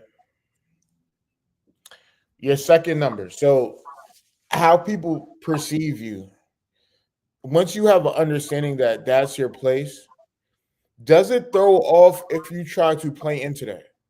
Because it's something that's supposed to be kind of like subconsciously happening. Yeah. If you try to play into it, does it kind of throw it off? Like that's something that's kind of like I've been trying to like wrestle with a little bit. You know what I'm saying? Yeah. Like that's why. Go ahead. That's why they say the most important out of all this information, the most important thing is following your strategy and authority, because your strategy and authority is going to order everything anyway. Yeah. Like if you didn't know anything else but your strategy and authority, these are the themes that will play out regardless. Yeah. because you're not trying to do anything but just following your strategy and authority. If you're trying to like, oh, I'm gonna be a 6 line, it's not gonna work that way. See, If you're trying to be like, you feel me, like it's gonna naturally happen anyway. Like the big thing in human design is there's no choice. Like it's just gonna happen. It's just what's gonna happen. Yeah, okay. Because I was at like, because even like I think of like my chart, right? And it's like I do good in situations of uncertainty, and people like try to figure out like how the hell did he do X, Y, Z? But I'm thinking like, it doesn't make sense to kind of put yourself in that position, right? Because it's like counterintuitive in a sense. Like you can't jailbreak the system. It's like it's just telling you what it like. I don't know. It's just weird. I was thinking about it the other day. You can't try to fuck it up by trying to play into it too heavy. It's just like better just noticing it. You know what I'm saying? And just or like being beat the system, yo. Or just knowing when you're in certain positions that this is your design, so it's going to work out in the way it's supposed to. As opposed, you know what I mean? So it's all about going with the flow. Human design. That's why I rock with human design, because like it's getting rid of resistance. It's like, yo, this is you. Accept you and just go with the flow of you. Yeah. And everything will work out. Like and then what I think is interesting also is that there are gates. I've been researching this too. Something else I've been doing, Malik. Like the gates that are there are gates that are like attract things to you, so attract resources to you, or attract like law of attraction type shit. There's like certain gates that like line up with that, but each one of those still gotta follow strategy and authority in order for it to like have full access for things to happen. Okay. Gotta follow authority. Then you got to talk about that now. You got to talk about strategy and authority. Strategy and authority. So like, there's some terms out there. People don't know what you're talking about. You know what okay, I mean? let me go over this. So I think you're sacral, if I'm not mistaken, from the last time I did the reading. Okay, yes. So essentially, like as a generator, and I'm a generator too, and I believe Dre is a generator as well. We're all supposed to like respond to life, like not supposed to initiate. We're supposed to like sit back and see like what energies are flowing, and then like respond to the energies in the moment to know what directions to go in. So like, and you'll feel a yes or a no within you. So like, starting out with human design, people will be like, yo, have people ask you yes or no questions. Like, you want to go to the park, you check in with the energy. Like, how's that feel to go to the park? Like in your like sacral center, it's a yes or a no. You may feel yeah, you may feel no. It's like you turned on by it or you turned off. If it's turned off, then no. If you turned on, you may not even know why. You go because something may be there. Like you may meet somebody there you're supposed to meet. Like it's like the harmony with the universe type of thing. Yeah, so it's like that's how you're supposed to move. But let's just say you're like, yo, like kind of going to what Dre said, like, yo, I'm just gonna go to initiate something because I'm gonna make something happen while I was there. Then everything's gonna fall apart because you're not supposed to just initiate the energy. You're supposed to respond to the energy. Manifestors initiate the energy. So like my daughter would be like, yo, this is what we're doing. She's initiating situations. That's how she naturally is anyway. And we try to teach her like, yo, you gotta act like this because people will respond a certain way. But she's bossy. Yo, you sit over there, you sit over here. We're doing this now. Like that's manifest energy. Generator is like, all right, we get the energy, we get the different things that like, all right, are we doing this? Are we not? If it feels good, I'm going with it. If it doesn't, like I'm not going with it. And projector, you might as well just go down the line. Projector is like invitation. So like projectors like have these skills, right? And you see like everybody's like thing lines up too. So they'll have skills and things that projectors are always good at managing energy. So they'll know like whatever they're thinking. Like my boy Terrence is also a projector.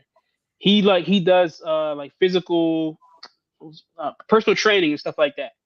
So like that's a way that he manages energy. So he'll get the invitation like, yo, can you do this? Can you like help train me? And he can feel it like depending on if he's a emotional or spleen generator. I mean, strategy like his authority, his inner authority, and he'll go, okay, cool, I'm accepting this or I'm not. If he accepts it, he's with it. He's training you, and that's the end. He's in that for a minute. It's like more long term when it comes to invitations for projectors. It could be like a long-term type of invitation that they're sticking to until it's done. When the agreement is done, it's like, okay, cool, we're finished. And then they go back to just being seen, doing their thing, and people being like, "Hey, what you're doing is cool. Can you do this for?" And they do the same cycle over and over again. That's their thing. But like projectors don't have the energy to be like these generators are the doers. So we're like, yo, we feel the energy and we respond and we're doing something. So we're like working.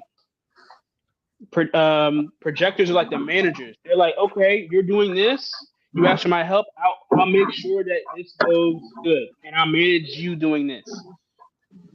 They're like kind of for other people in a way, and managing that. And manifestors are, like you said, and manifestors are like, yeah, the initiators. Like, yo, I'm doing this, and everybody responds. If you feel that energy and you're like, oh, I'm with it, or you feel energy like, no. I'm trying to work like I'm a manifester, yo. They got manifesting generators too.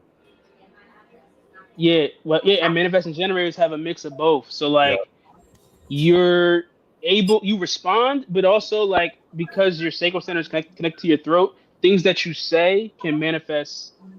You can initiate certain things, but you're supposed to still respond to initiate. Like you're not supposed to initiate first.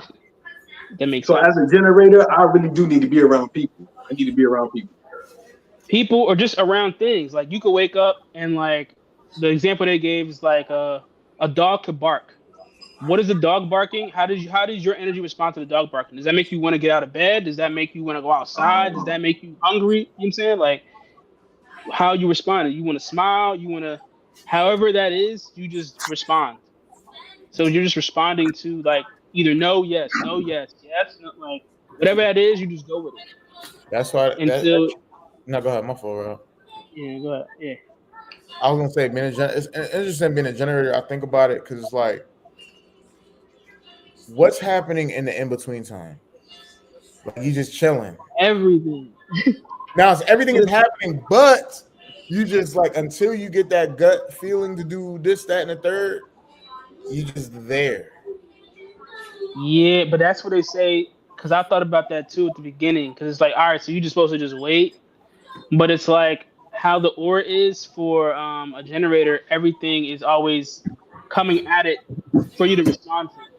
So it's about like also getting into the moment. So sometimes it could be like something little. Like you look at the clock and the clock says 3:00. What is the 3? How do you respond to it being 3:00?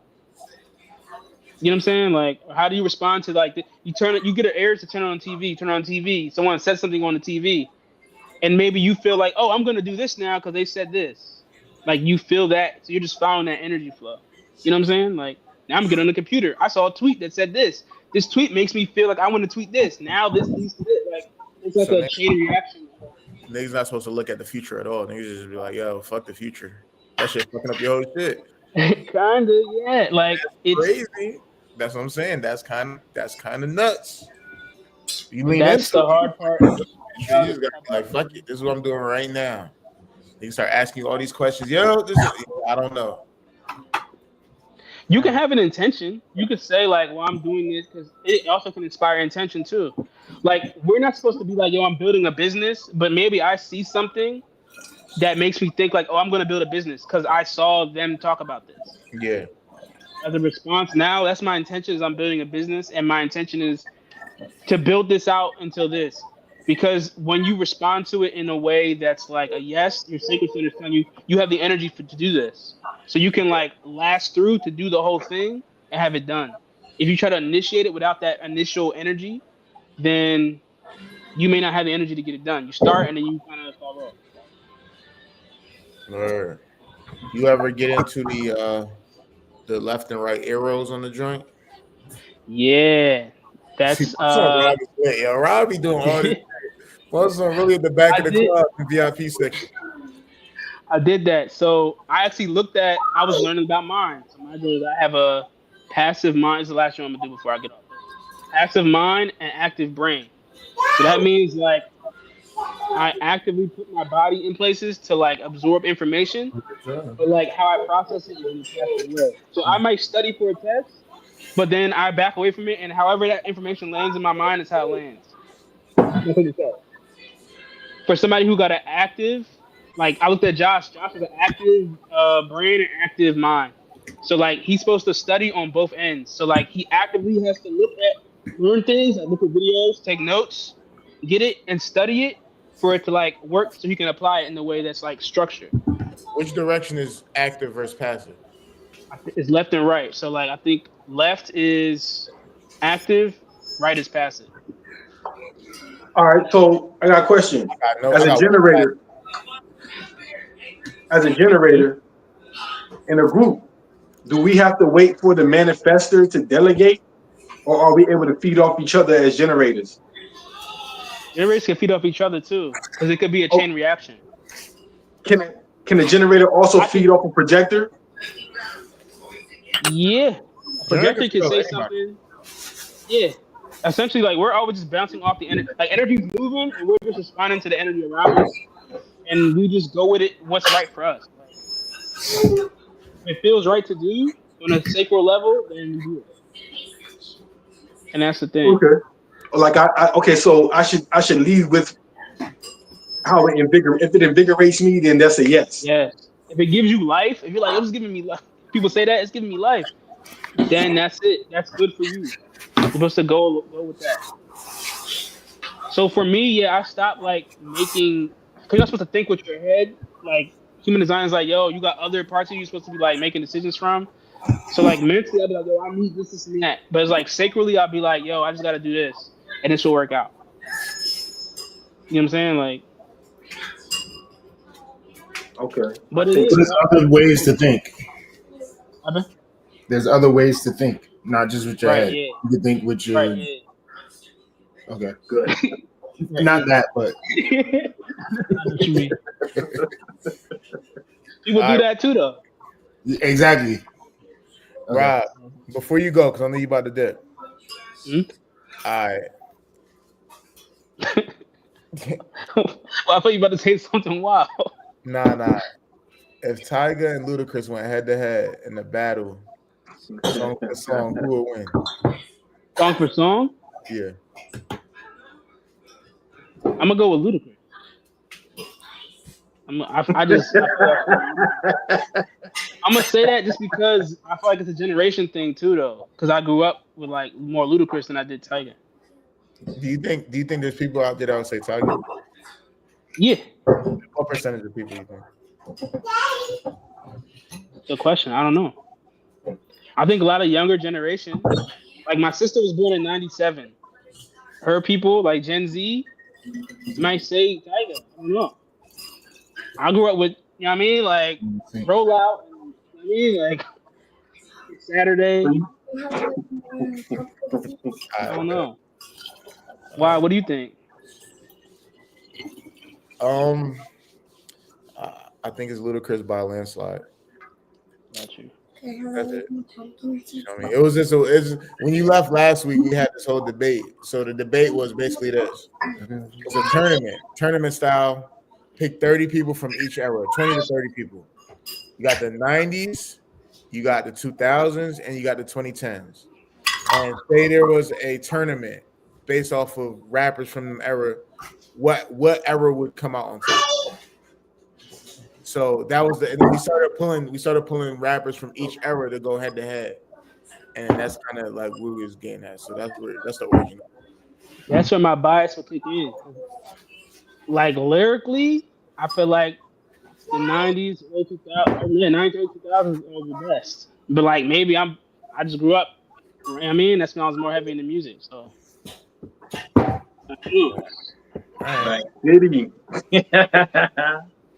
City. Right City, bitch. Right. I need younger people to like come in and also talk their sides for me to understand. Like, but younger is different though. Younger is like 2020s. Like the rappers that they listen to, I don't even know. Like I look at my cousin. They rappers, I don't know them niggas. I didn't hear after that. They called me mad times and asked for more. My brother listens to like Lucky, for example. I didn't know Lucky till he put me on to Lucky. I like Lucky. I don't know none of these niggas, bro. I see my little cousin posting. I'm like, yo, who is this nigga? Like, literally, I don't even know where to find these dudes. It's like that's why I know it's too far. I'm too far removed. I had kids in my car. I let them get on the aux. They was playing some drill. 98% of that was Hey, AJ was trash. I'm not even going. I had an open mind and everything. It was just bad. It was just bad music, bro. Bro, just a full circle moment before I go. I saw a video the other day where somebody was like, "Yo, I just listened to College Dropout and stuff for the first time." They met Kanye around like Yeezus and on. Mm-hmm. They didn't go back and understand like, oh, this is why people have the view of Kanye they have. They went back and listened to his discography. So to see someone like go back and be like, oh, this is why, was mad interesting. Like, but yeah. Say that to All right, say y'all. music. Got All right, bro. Rob, appreciate you, bro. Facts. For sure. Catch you again. How about you? Yes. All right. Peace. GroupThink. Josh. All right. Good Josh. Josh done, bro. Gotta be dad. You gotta be dad, man. Oh, okay. Gotta be dad, man. Yeah, man. You gotta have a little leak running around. You don't have no time for that. I had a dream. I had a daughter like two nights ago. I had a dream I had a daughter. And she was like with my pops on like a bed couch or whatever. Then I came over and she rolled off the bed and I caught her. I ain't gonna hold you, bro. I woke up feeling good. I woke up feeling happy as hell. I don't know why. I felt so happy. I ain't never felt that daggone happy. Maybe like there's two other times I could think of being that happy, bro. When I was a baby and maybe like losing my virginity, bro. It just felt so daggone good. That right there, that touched my heart, bro. That touched my heart. My heart was on fire. Yeah, you know, you lose your see, because I lost my virginity to somebody I really like. You know what I'm saying? You know what I'm saying? Like, yeah, so like when you lose your virginity to somebody you really like that, I really love that girl. You know what I'm saying? So that just felt good. So that's what having the baby felt like. It felt better. All right. Heard you. So I think I might have a daughter soon, bro. I ain't gonna lie. That's why I'm not doing nothing. I'm trying to. I mean, feel it. Yeah, I want to pick the wrong one. You ain't have no dreams. You ain't have nothing. I dreamed yesterday that I had 2 dogs and they died. 2 dogs? Yeah, I left them in like a carrying case or some shit, and I came back and they was just like they wasn't dead, but they was dying. That shit was weird. Yeah. It was just weird. Like it was just some weird shit. I had a dream that I was playing football, but I was like an old vet, like wily vet, and I wasn't really getting playing time. But I was still on the team. It was weird. It was like somehow I came back home and I forgot to take my dogs out the bag or some shit. And they was like dying and mad, mangy and shit. I don't know. I just woke up like mangy. Oh, they was mangy. Fuck me up. I woke up at like 2, like nigga, what the fuck was that about? That's right. What kind of energy? Weird. Yeah. I went to the fridge and ate a piece of cheesecake. Called it a day. I had cheesecake in the fridge for like 3 days, nigga. Like, let me go get that. That made you feel better? I don't know. It's just I was like, damn, I've been wanting to eat a cheesecake for 3 days. I ain't do it.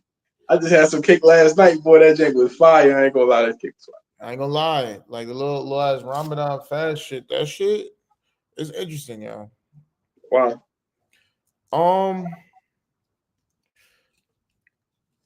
To be honest, niggas don't even be like you don't really be hungry for real. Like you don't be hungry for real. Like you ain't drink water all day. Like you drink water in the morning. But then it's like, yo, I do whole workouts. It don't really be that crazy of a challenge when you do eat at nighttime. Like your appetite not even heavy like that. So you just eat a little bit, you be like straight. And it's just like it's not hard, bro. Like it's really not. The only thing is like I think you gotta kind of be active a little bit. Like moving around, doing stuff, but not too much, not overly doing it, but it ain't that crazy, bro.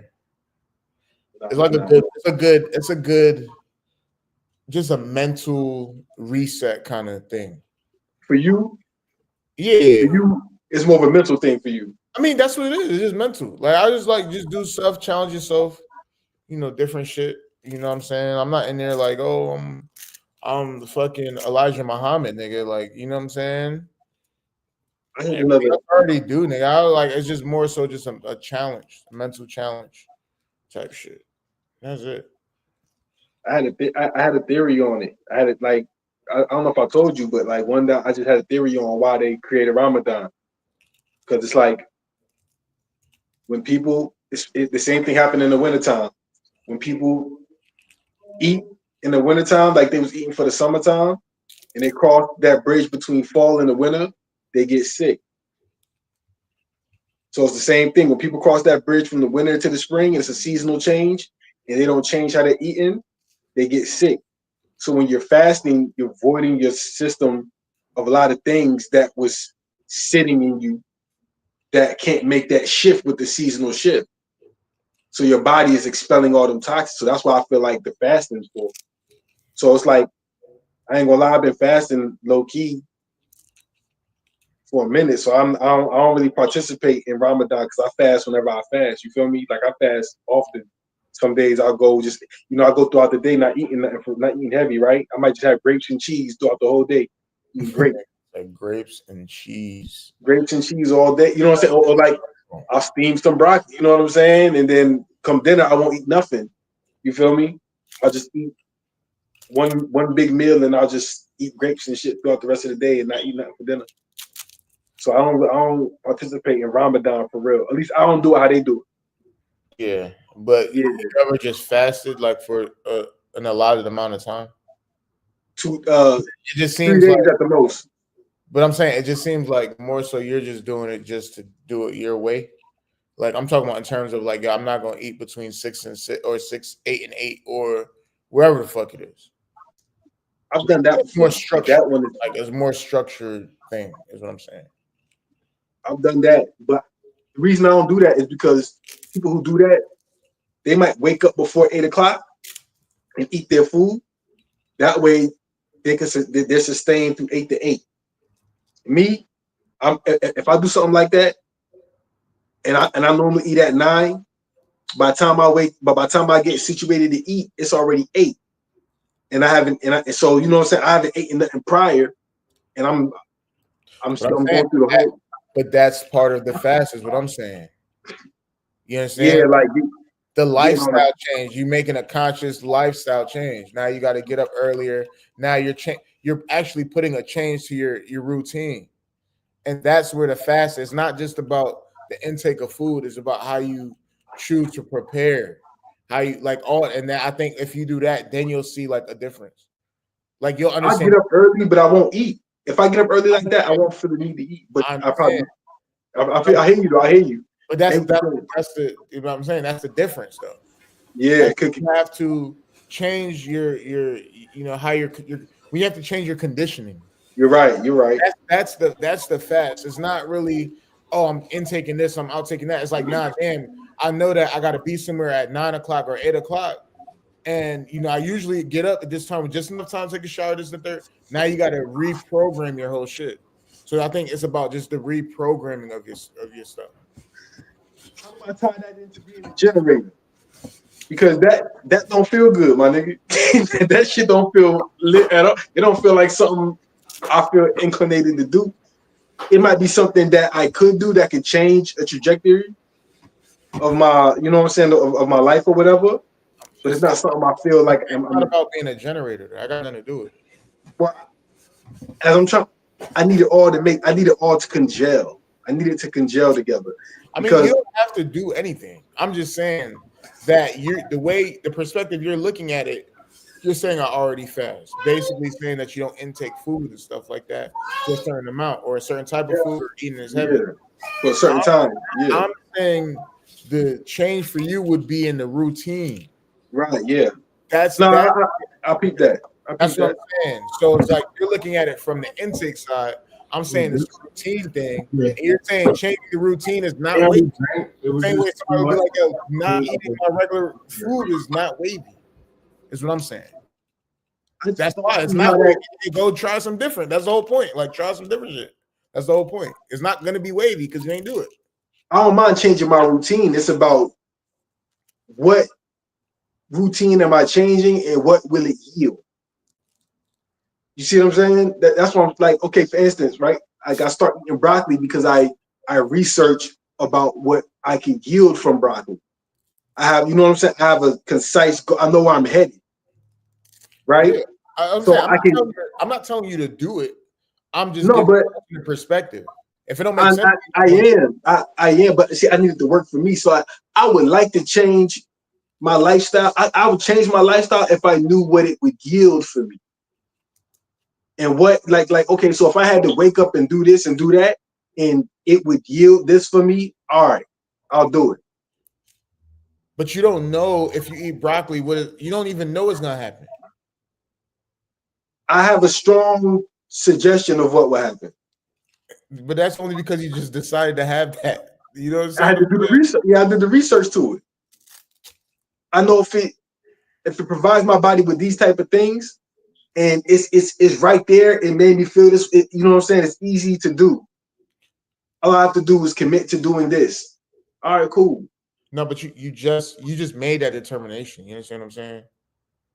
Like you made that the thing. I researched it first. Would you seen somebody else eating broccoli and they got taller? Nah, that's my point.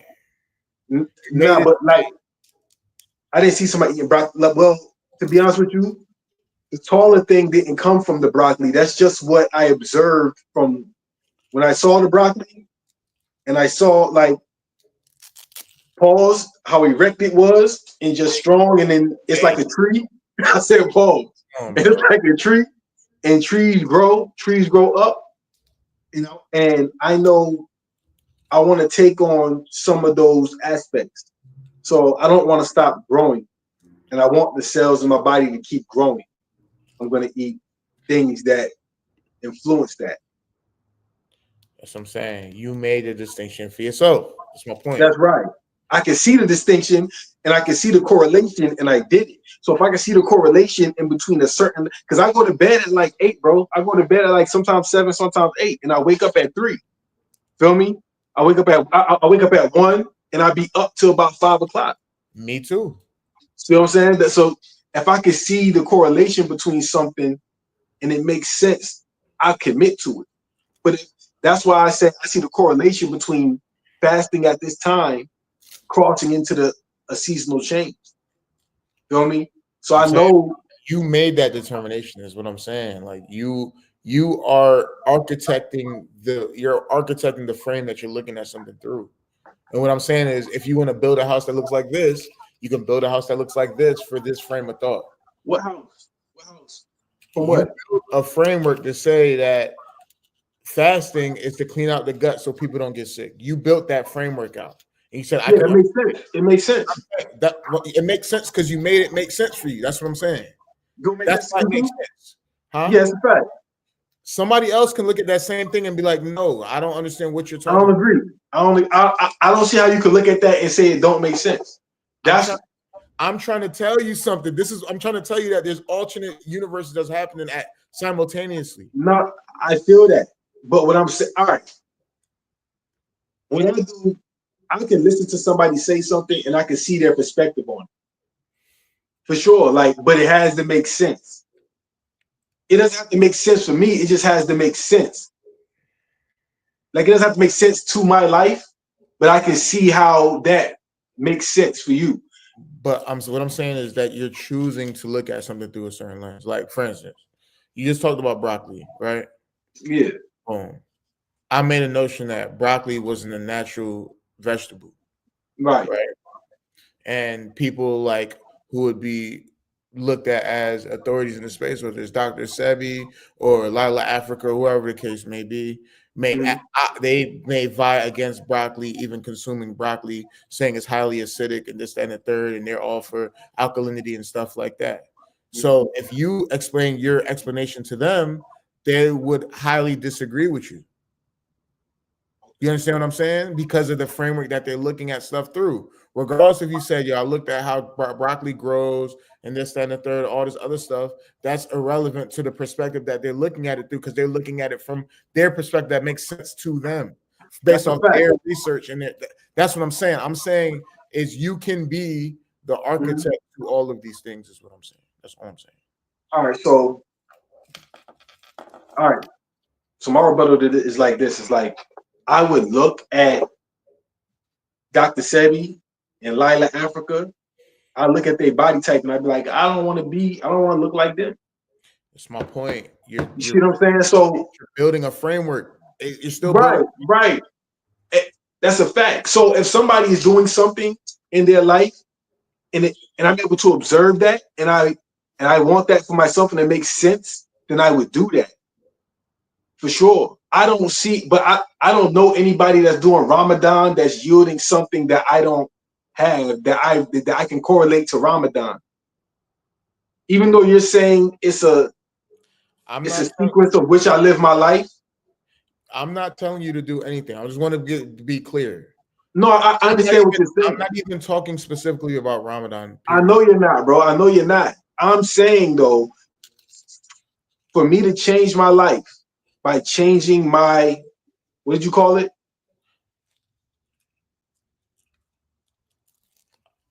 What was the word you used? I say it started with an S. Your framework.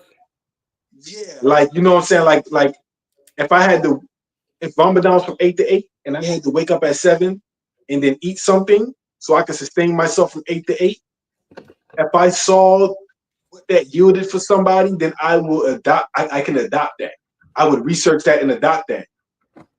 That's what I'll change my life if I can see what I need to change to get to yield this. So do you ever think that you look at things from a limited perspective? I have to, I guess. I try to have an open perspective, but I can only see what I can see. But I'm saying you say you only have an open perspective, but it seems like the things that you determine or how you make decisions are based off of how you think the outcome is going to be. That's what I'm saying. I said I can only see what I can see. No, what I'm saying is if you only make decisions based off of how you think the outcome could be, then that would mean that you would think that you have like ultimate perspective. Well, bro, like saying, I'm only gonna walk. I'm only gonna drive down the street because I know that. Yeah, because I feel like it'll take me there. Because I think the store is down there. Right? Yeah, it'll take me there. But there could be other streets, right? Yeah. With bigger and better stores or something that be more akin to you. But that's you're saying because I don't know and I don't think that it's down there, I'm not gonna go. No, sometimes I'll just drive down the street. Sometimes I can just drive down the street and find something. Why? Why would you do that? Because I might not know where I'm going. I might not have a destination for real. I might be looking. How do you get there? Just driving. But what I'm saying is the same way you just got to eating broccoli, right? How did I get to that? How can you get to, you said you already predeterministic about the broccoli. How when I picked up the broccoli, bro, I was just in the store and I was just like, you know what? I wanted to try like another vegetable and I saw the broccoli and then I made the decision. I was like, I could get broccoli. And then I said, you know what? I know that because I know my relation to broccoli. At that moment in time, I knew my relation to broccoli. And then I said, you know what? Let me get the broccoli. And then I started researching the broccoli. You made it make sense. Because I know my perspective on broccoli already. I know I don't fuck with broccoli, but I saw it and I said, you know what though?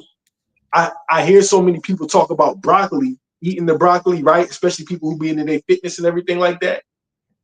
And then there was one point in my life where I was eating broccoli, and that's when I was at my most muscular. I was working out, eating broccoli and chicken, and I got lean, but like cut. You know what I'm saying? But that was the one point in my time where I was eating broccoli, consistent, so now I'm like, okay, well, let me go back to the broccoli because it might be that I might be missing that component. It's other things that lead me to that point too. For remineralization, I wanted more minerals for my teeth because I just got another cavity. You know what I mean? So it's like I don't think I'm eating enough minerals. So I'm like, so that's what made me say I need to get more vegetables that yield more of a nutritional. You know what I'm saying? Because I've been eating grapes, right? Caramel and shit. And I'm like, okay, I can't eat sugar. I can't eat caramel no more. I'm having caramel and grapes and shit. So I put the sweet aside because I realized it's fucked my tooth up. So it's like, all right, well, let me eat vegetables now. Like I'm back to another end of the spectrum. Feel me? Let me get broccoli. That's it. That's how I got there. And then once I picked up the broccoli, I started saying, let me research how to cook this shit and why. They say steam it. Huh? That shit is broccoli. What you mean? Not steam it, bro. You gotta steam it. Kick, it's broccoli. You gotta steam it, bro. So you acting like you cooking like a souffle, nigga. It's broccoli, man. You gotta steam it, bro. They said you boil it, you boil out most of the nutrients from that shit. Then you gotta drink the water. So it's like steam it because it retains both of the nutrients. It's broccoli, bro. It's broccoli. My nigga, you eat broccoli? Yeah, time to time. You don't sound like a nigga that eat broccoli. I just cooked broccoli the other day. How you cook it? How you cook it? I put it in the oven with some what's the shit called? Avocado oil or something? With Brussels sprouts. Brussels sprouts? Put both of them in the oven. For how long? How long you cook it for? No, nigga, I'm gonna be counting this shit. Just cook the shit. Come on, bro. You just put the shit in there and forgot about it?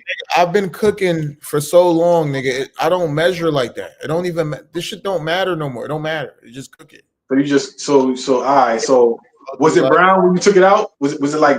It was cooked. But that's not the only way. That's not the only way I make broccoli. I've steamed the broccoli. I have a steamer. I have all this. I've done it all. You got a steamer? I mean, yeah, pretty much. Like I got this thing, and it boil the thing, and it just You could do that with a pot. You got the thing that you put the stuff in, and it got the holes in it, and then you put the water at the bottom. I got a cheesecloth. I put the broccoli in a cheesecloth, and then I tied it around a stick, and I put the stick into on the pot. You don't even gotta do all that. That's what I'm saying. That's all I got. That's all I got though, bro. So I made it work. It steamed the broccoli though, about 10 minutes. It's just broccoli, bro. Shit is light work. How's it just broccoli? What are you talking about? It is. How? What are you trying to say? I'm just saying it's just broccoli, man. You're not putting together like an engine of a Chevy. No. Yeah, yes, you are, my nigga. Yeah. You think you might as well just eat fake food if you're talking like that? Broccoli is fake food. Well, it's not. How is it fake? How is it fake? How is it fake? It's a hybrid. That doesn't make it fake. So what's something that's fake? What's fake? What makes something a fake food? Since you said it. What makes something a fake food? Yeah. Something that can't yield of its own. What does that mean? I'm sorry. I'm confused. All right, for instance, put like this, right? Put like this. A mulatto is a hybrid. If a mulatto and a mulatto get together, they can still procreate. And they create their own lineage of mulattoes or whatever. But something that can't reproduce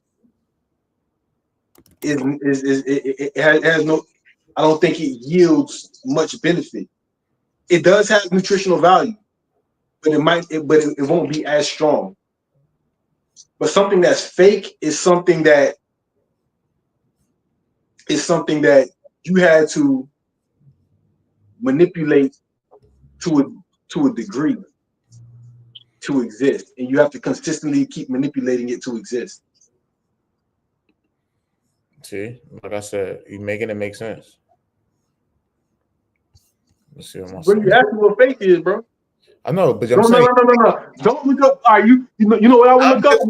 I'm just playing what the nigga said. I don't even care.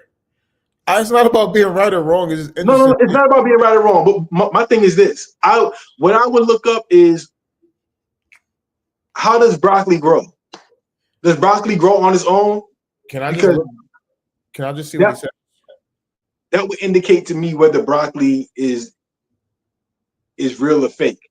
If broccoli grows in the field by itself after you done hybrided it and it can keep reproducing itself, then I think broccoli is here to stay. That's my thing. But what if there is a notion about hybrid foods that's not necessarily nutritional for you? The hybrids as a whole. There's no point in eating. My only point for eating the broccoli is for what it could, the benefit. I understand what you're saying. I understand, but I'm saying like, what if somebody took the whole subsection of hybrid foods and being like, "Yo, these aren't good for your body"? Would you be like, okay, then that? And I'm saying they had a reasoning behind it. I didn't do the research. I could do the research. My whole point is this: you can make anything make sense, bro. It's judo. Like, you can't make any. You can't. All right, let me see what Dr. Sebi says. I don't agree with that. Here. All right. So how do you? So what's wrong with broccoli? Batting 1,000. Here. What's wrong with broccoli, Baba? I'll get it for you. You want me to record you? Yes. Okay. Tell me about broccoli, Baba. Oh, my nigga got him. Broccoli, being that is hybrid, unnatural. People be thinking just because man made it that means it's bad. Like my nigga. Let him get his shit off. Let him get his shit off. I can't even hear him. Oh, I can't hear him. I didn't know he was talking. All right, go ahead. Can you hear it? Let me see if you can. If you can't hear it, let me know. I just restarted my mic. Hold up. What's wrong with broccoli, Baba? You want me to record you? Yes. Yeah. Okay. Tell me about broccoli, Baba. Broccoli, being that is hybrid, unnatural, incomplete molecular structure. Okay. It should not be consumed by humans because the molecular structure is incomplete. It's an acid-based vegetable. Okay. If broccoli was made by nature, I would be eating it. But there are other products that aren't made by nature, but they are not poisonous as broccoli. Okra is one. Spinach is another. What about cauliflower? Oh, that mother gonna rob you of your minerals. Cauliflower has nothing in it. That's why it is white. It has no carbon. No carbon. So cauliflower is worse than broccoli. I don't even think of cauliflower. Now, as far as nuts, pecan is not on your list. They eat a lot of pecan in the South. Is pecan a good nut to you? Pecan is an unnatural nut. Why she rubbing home head like that? Rubbing home head, that shit weird. So look,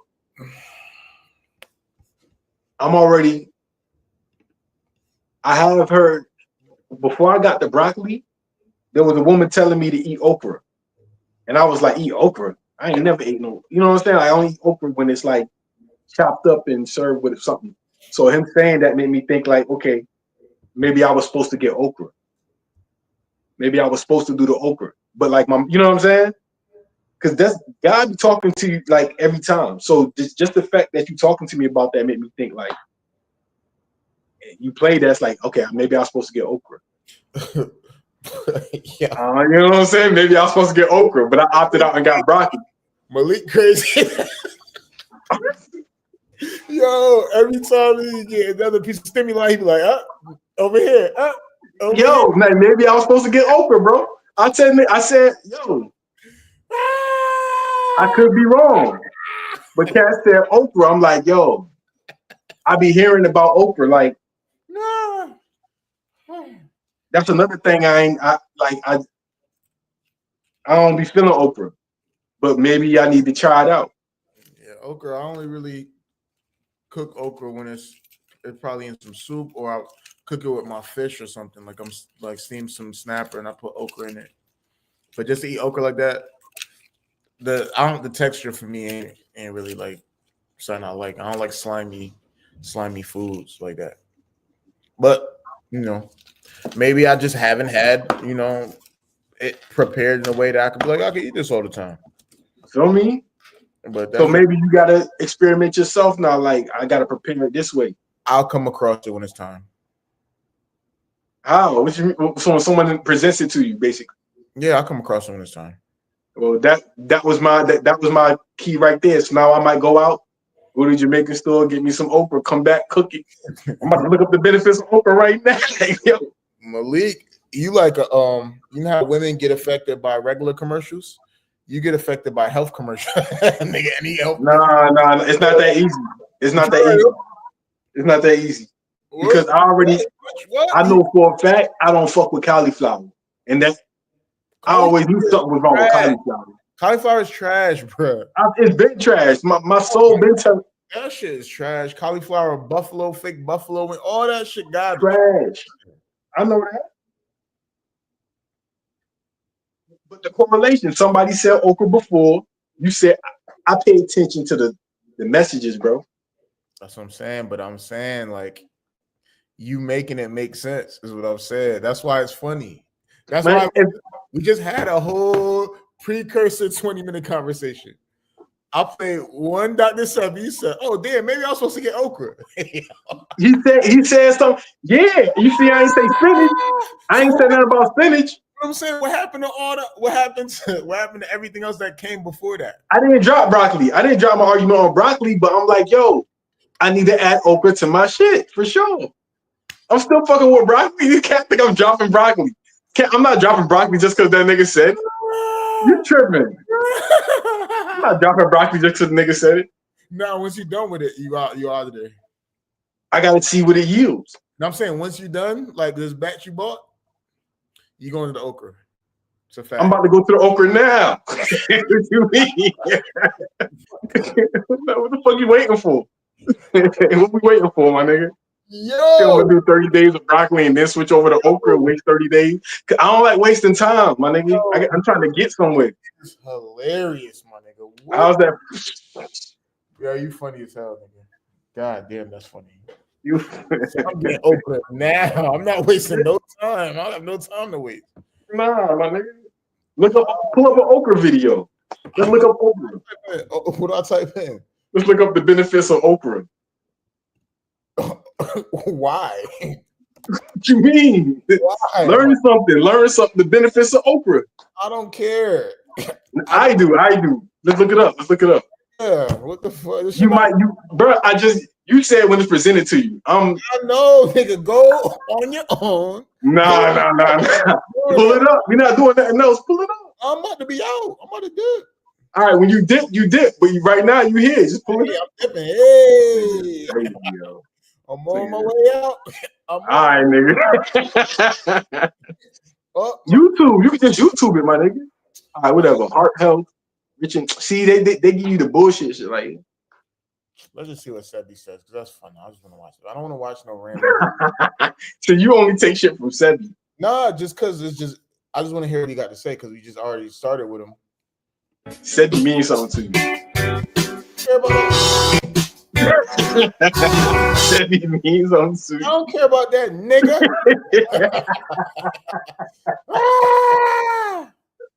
Bro, let me be watching random YouTube. Nigga's a Sebiite. Oh, I have a. You a Sebi man. You a Sebiite. I started to take my okra. Freaky Zeke. I started to get gains. The art of dialogue. I was watching that shit too.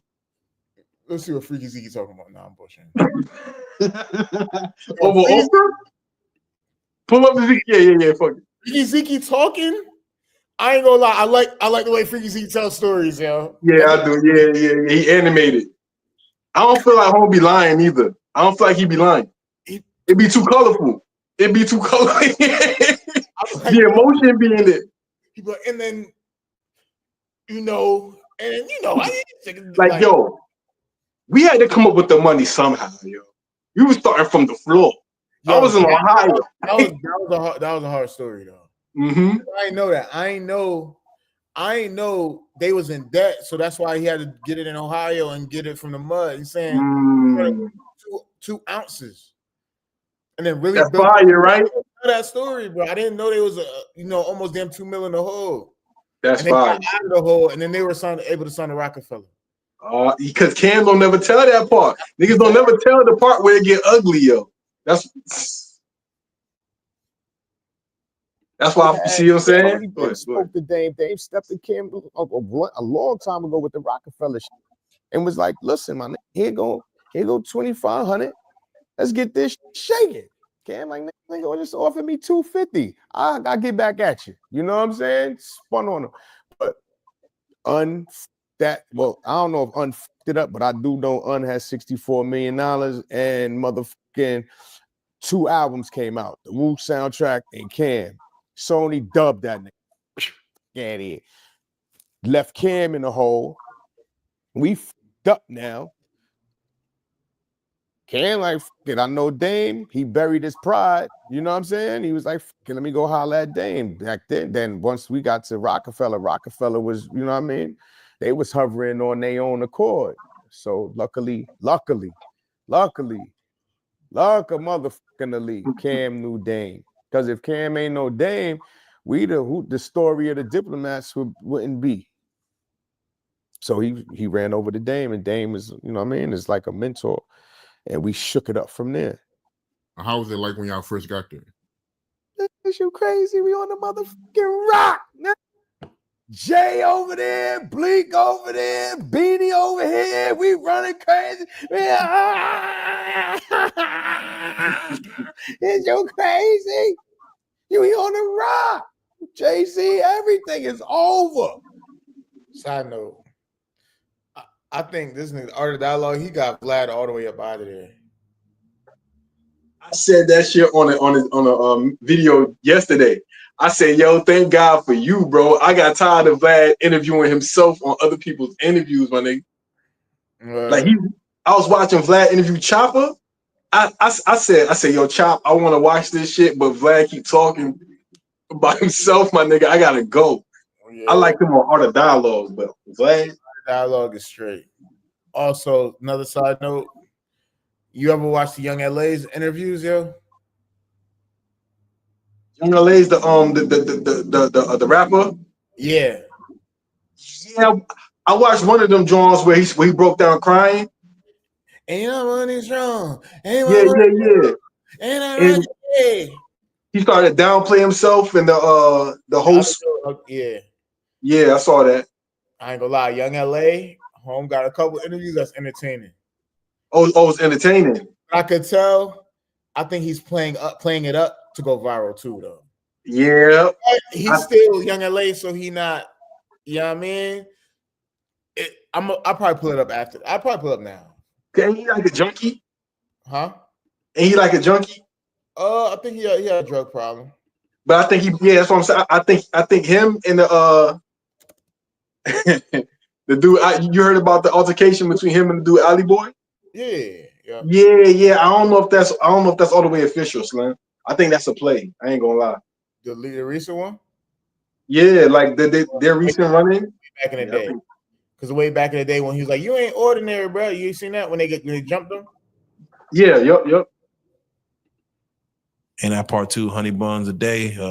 His I want to see what my son said. You know, I was a quarterback. Like he really played football, so he was doing the football shit. That shit was gas. I ain't watched only watched that one interview. You been watching him on Real Life Street Stars? Right here. Yeah, this is what I was talking about.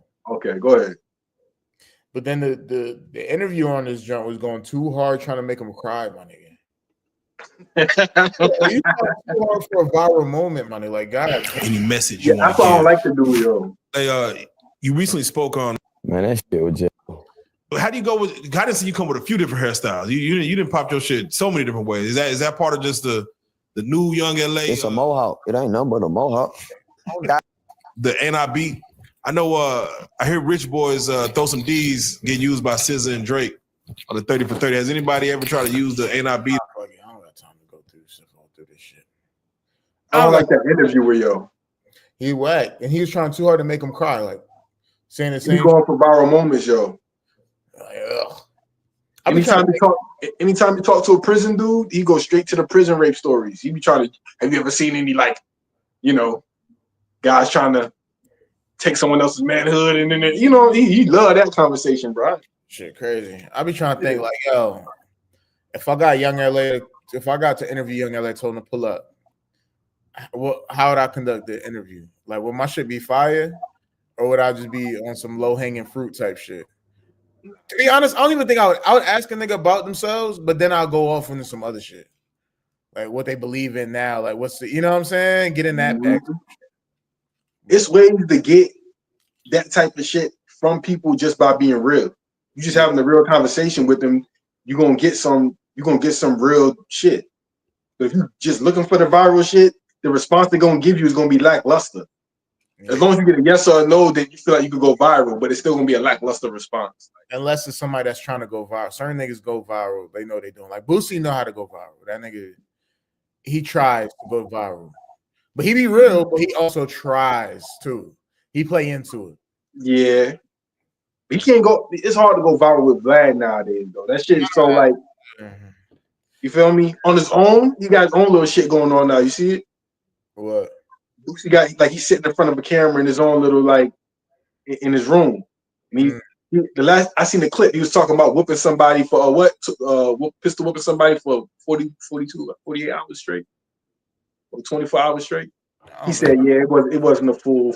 I know he said it on the song, so he wasn't lying. He said it on the song. He said it on the song, and then in front of the camera, I think somebody asked him a question. He was like, "Nah, I took breaks in between." He said I would take like 40-minute breaks, and then whoop him over here, and then take another 40-minute break. So it wasn't straight through.